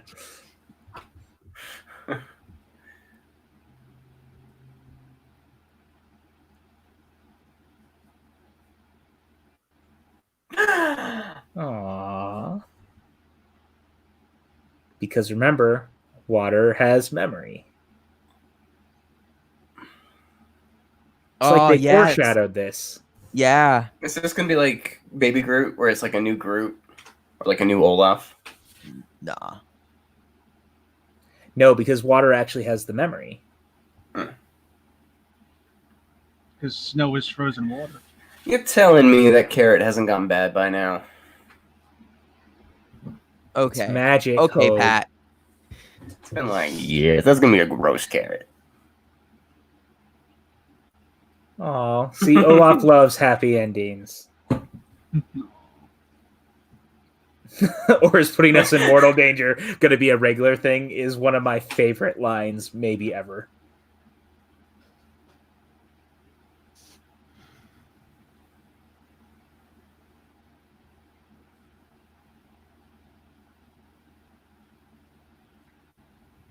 Oh, that was a good realistic reaction. It was 100%. Even Sven is crying. Yeah, and even Kristoff's storyline. We'll talk about it. Hi, is that Mabel or Dipper? That is Mabel. She decided to jump up and visit. Hi, Mabel. Say hi to Hogue. Do you miss Hogue? Yeah?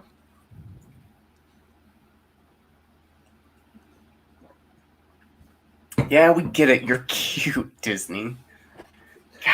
Mike K, Elsa, no, we're done. Disney, LOL, good one. Disney looks at their pockets. I mean, this is what, one of only 3 movies they've ever done a sequel to, an animated, that they've released theatrically? 4. This is the 4th. What's the other? Because there's Fantasia 2000, Rescuers Down Under, Wreck-It Ralph 2, and this. Fantasia, I'll give it to you. It's still technically a sequel. Yeah, but it's like... Not traditionally, no, but yes. Do we think they'd do Frozen 3? Yeah. It made too much money. But, like, all their movies do. Do you think they do a lot? No, but Ew. Frozen's big. Frozen's at, like, that next level. Yeah, I think haircut. both of them are billion-dollar films, so I think there may potentially be another film. I mean, I know they've already kind of teased it in the public too, so I'm not going to say never. I just don't know how quick it'll be turnaround wise, but I wouldn't be against it. I think we see 2024 for Frozen 3 probably. Well, what was the gap between this one and what, 4 years? Yeah. I think it was 2013. Last one. Let me check. Frozen release date. That would be 2013. I love the statue as their parents. 7 years? No. Between 15 and 19 would be 4 years. So 2024. 6 years. Mike K says 6 years. What? Oh, yeah, 2013, 6 years. I'm an idiot. I mean, Wreck-It Ralph 2 was 7 years after the first. Well, in Wreck-It Ralph 2, it unfortunately that's showed. 5. Sorry. Wreck-It Ralph 2 is great. It's very good. But it's not on. It's not as good as the first one. I'll bite everything I say. I like the second one more. I'm somehow not shocked by this. Hey. I've had hot takes. I know what it's like.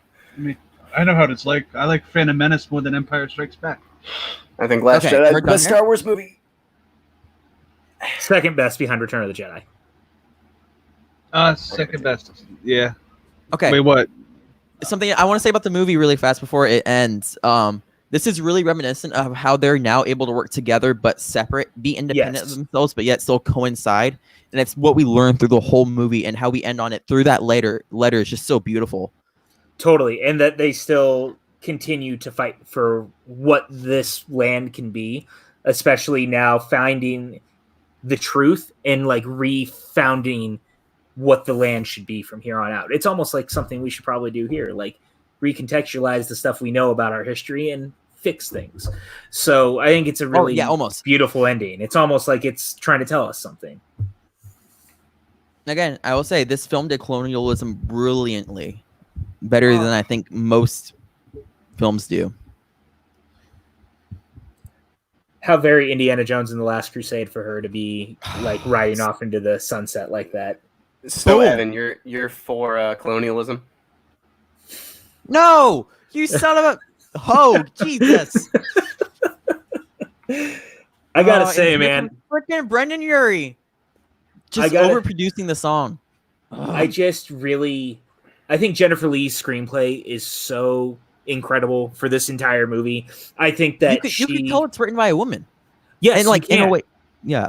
And I was going to say, but she also, not only is it clearly written by a woman who like has a very deep understanding of like familial connection and what that means, but I think she also found the right balance of what to do with this film and like taking it in a brand new direction and doing something new. Jennifer Lee is someone I'm like really looking forward to watching her career play out, because I think that she has so much to offer. I want to see her do more.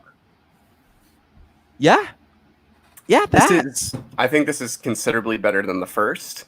The complaint I heard about a lot of it, like going in, was that it feels like Frozen 8. Like they get too much into the history, and I get how you can feel like that, but this feels more obvious, like where you can go with it and like deal with like the history of the land. I think this movie's very sloppy. This does feel like it had a lot of like plates it was juggling, and some of them I forgot about, and they don't always coalesce, but like the individual plates themselves and the individual like balls it's throwing into the air are so, like much more building off of what they had than the first movie ever could have attempted to do, and like really does have those kind of moments that like the first movie was lacking in terms of quieting down, really reflecting on what do they want. I wish it kind of coalesced a little bit more together, but I would see Frozen 3 like that. I think you have a foundation of, now that we have a status quo and we have a history to build off of, what does an outside force coming into it affect that? Outside of the nature in this. Yeah, I think my biggest issue with the film, and it kind of halfway coincides with yours, it's the fact like we just see character decisions and interactions that feel unnatural in order to progress the plot and progress their character arcs. But that's it for me. Other than that, I think the film's absolutely brilliant. Like from top to bottom, there's just so many things that this film does that's crazy to me.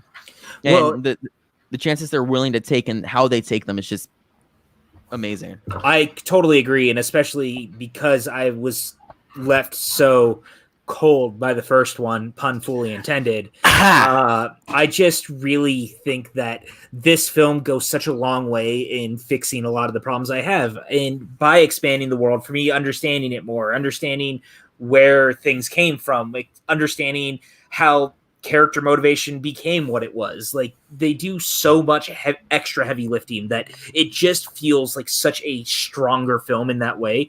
Maybe a little bit messy, but I think that in the end it earns all its different character moments, and I'm okay with that.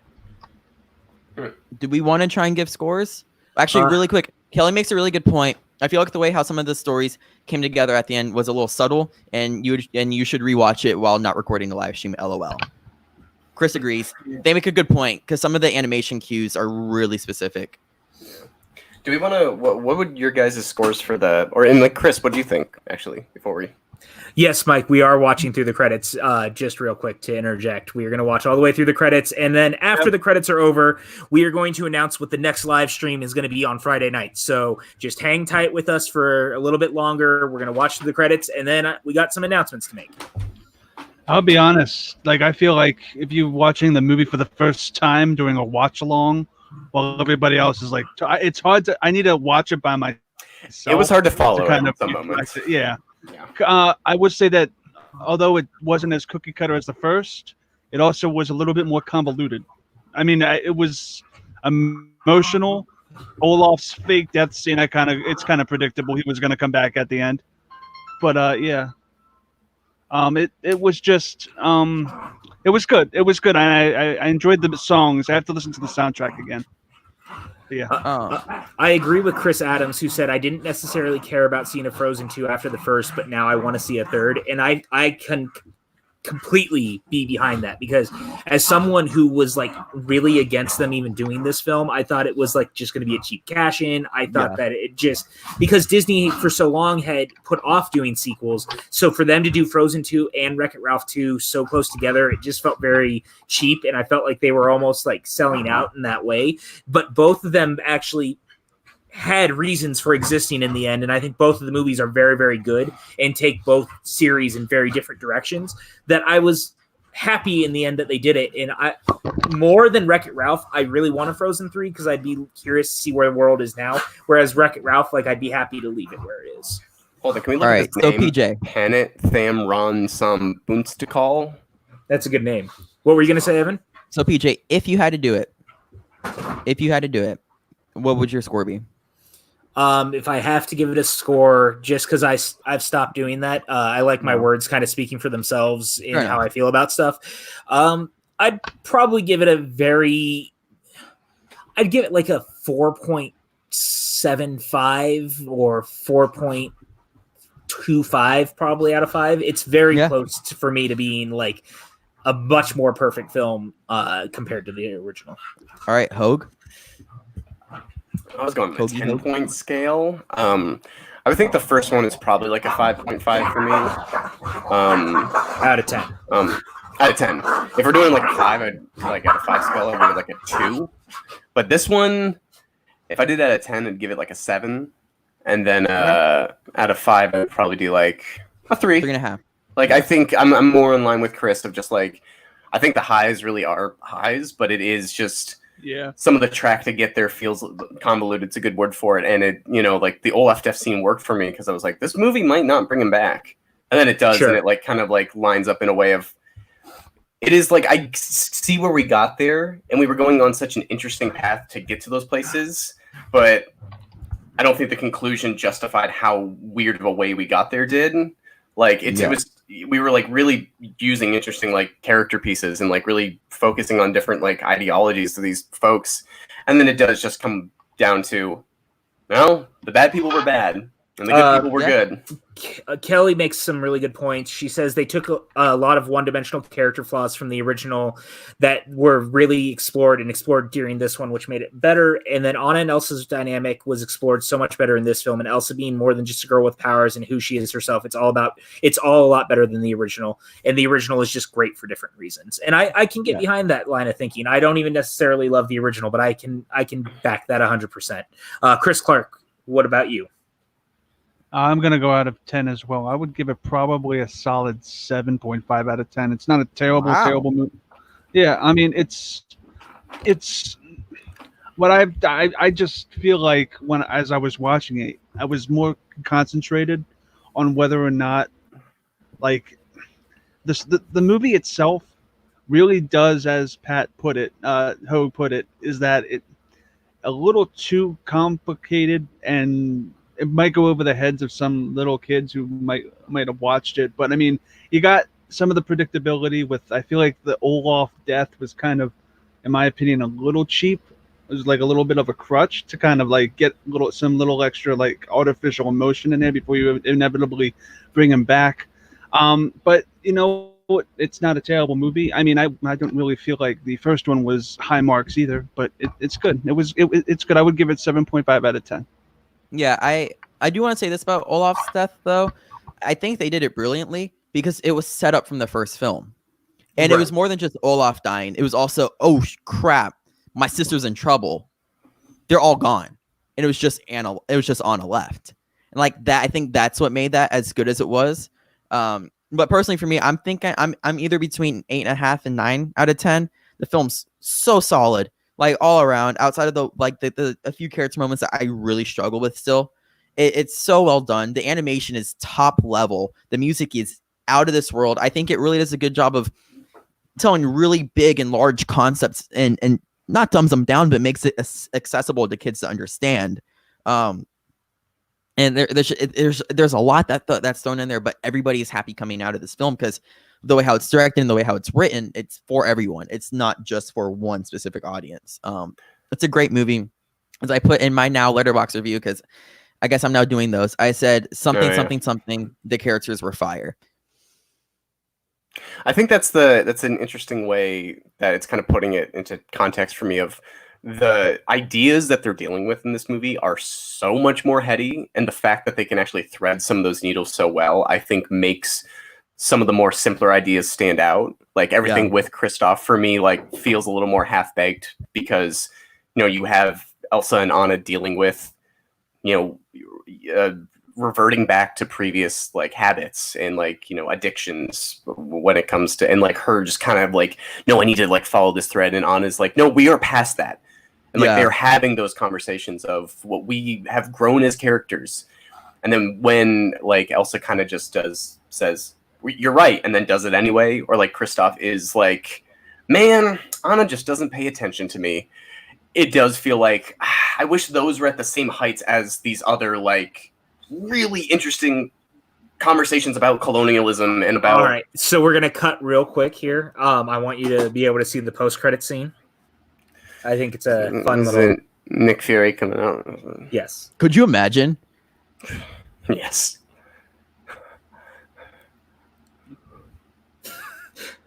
So we're back to him explaining things. Anna cries.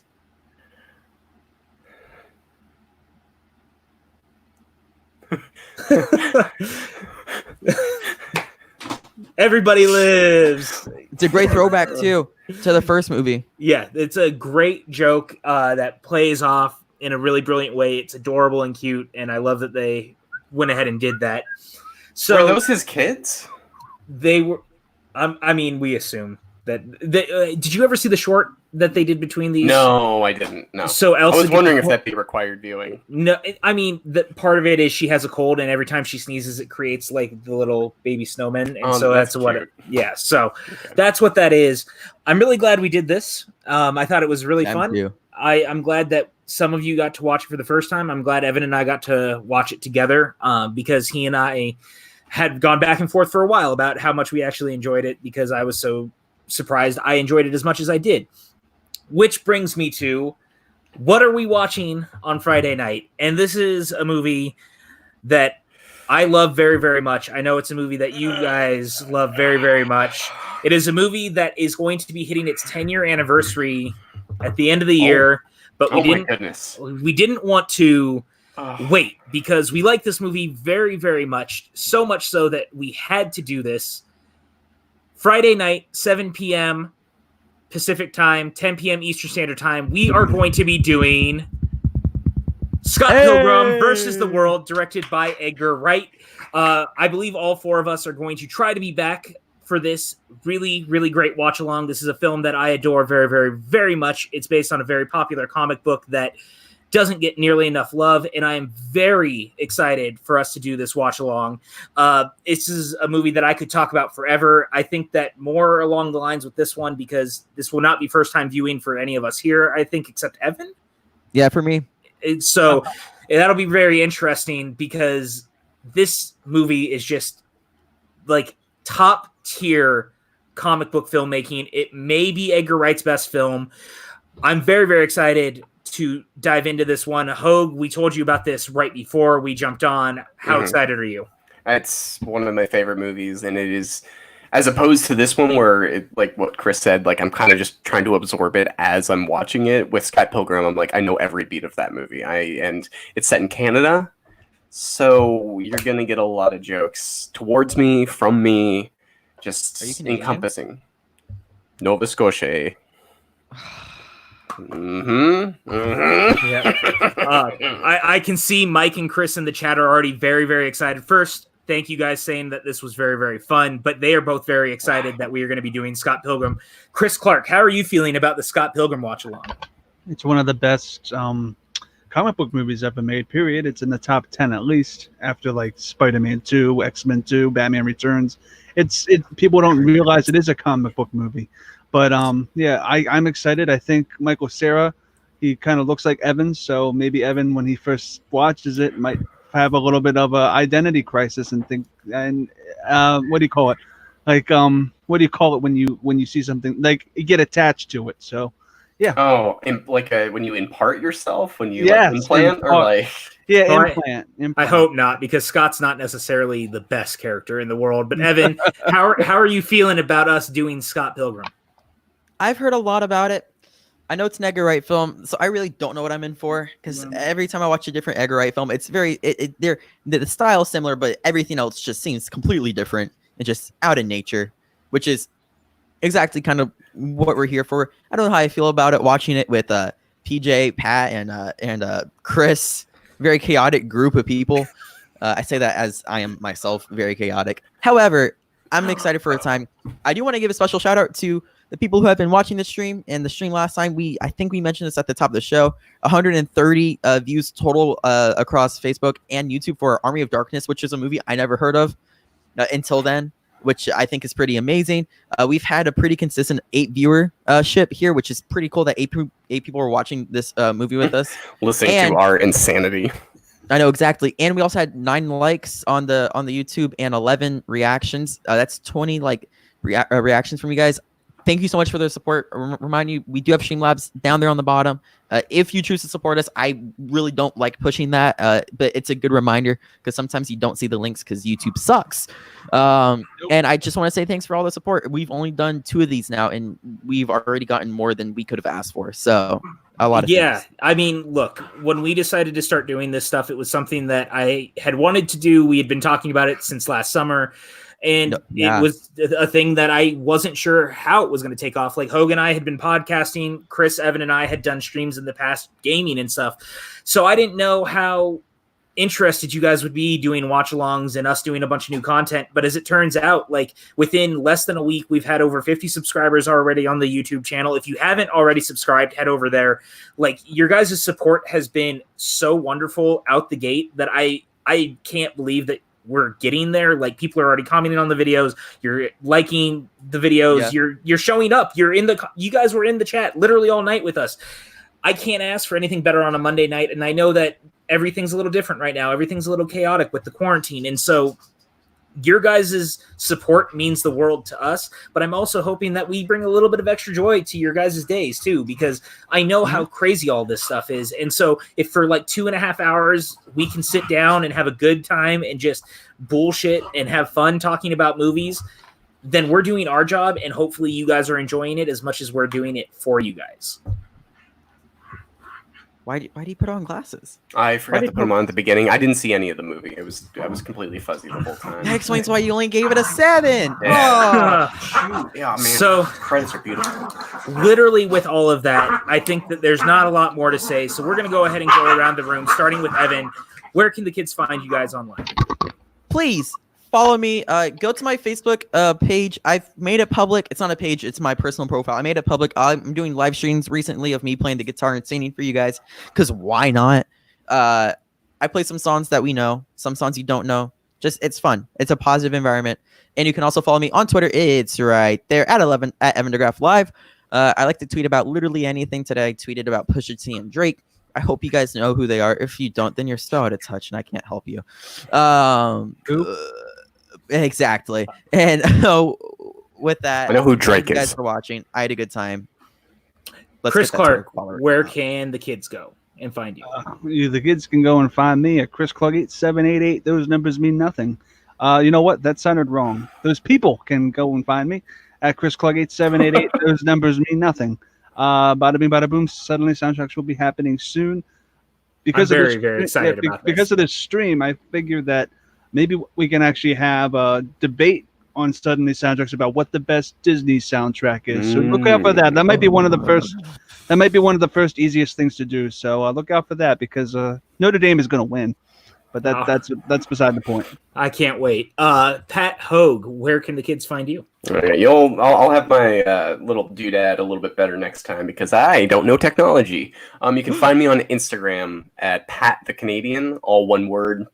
It's kind of like the main place where I post all my like goofy stuff and professional stuff going on there. Look me up on Vimeo. Patrick Hogue. I'm a filmmaker. I make short films. Check out my latest short film, So. It's on Crypt TV's YouTube channel. They picked it up, and now people are seeing it. People are liking it. Trying to like market that. He really just plugged a Vimeo. Yes, he did. Listen. I may be pretentious, Vimeo's great. And that's that. and that's that. But yeah, I'm excited. This is my first ever commentary. PJ, it's good to get back in the saddle and like, get back to doing like the stuff that we love and. I'm excited for Scott Pilgrim and to like keep going with this. This is awesome. Yeah, I'm really glad that you actually have the time to do it. I mean, again, I know you're very busy normally, so it's kind of nice that the quarantine brought us all together to do these things. And I want to shout out Chris Adams real quick, who said that Scott Pilgrim is probably writes best between that and Baby Driver, and I don't disagree. And I don't like Baby Driver. You're wrong.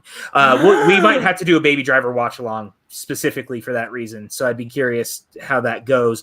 With that, you guys can find me on Twitter and Instagram at PJ_Campbell. You can find me doing my work at the Schmodown. If you guys have not ever seen the movie Trivia Schmodown, head over to the SEN Entertainment Network on YouTube. Check out some of the matches. I'm the head writer over there with some really great writers who do incredible work, and I'm very, very lucky to be a part of it. Of course, you can find us here every week. We're going to be doing all sorts of commentaries. We're going to be doing all sorts of stuff. So just look forward to that.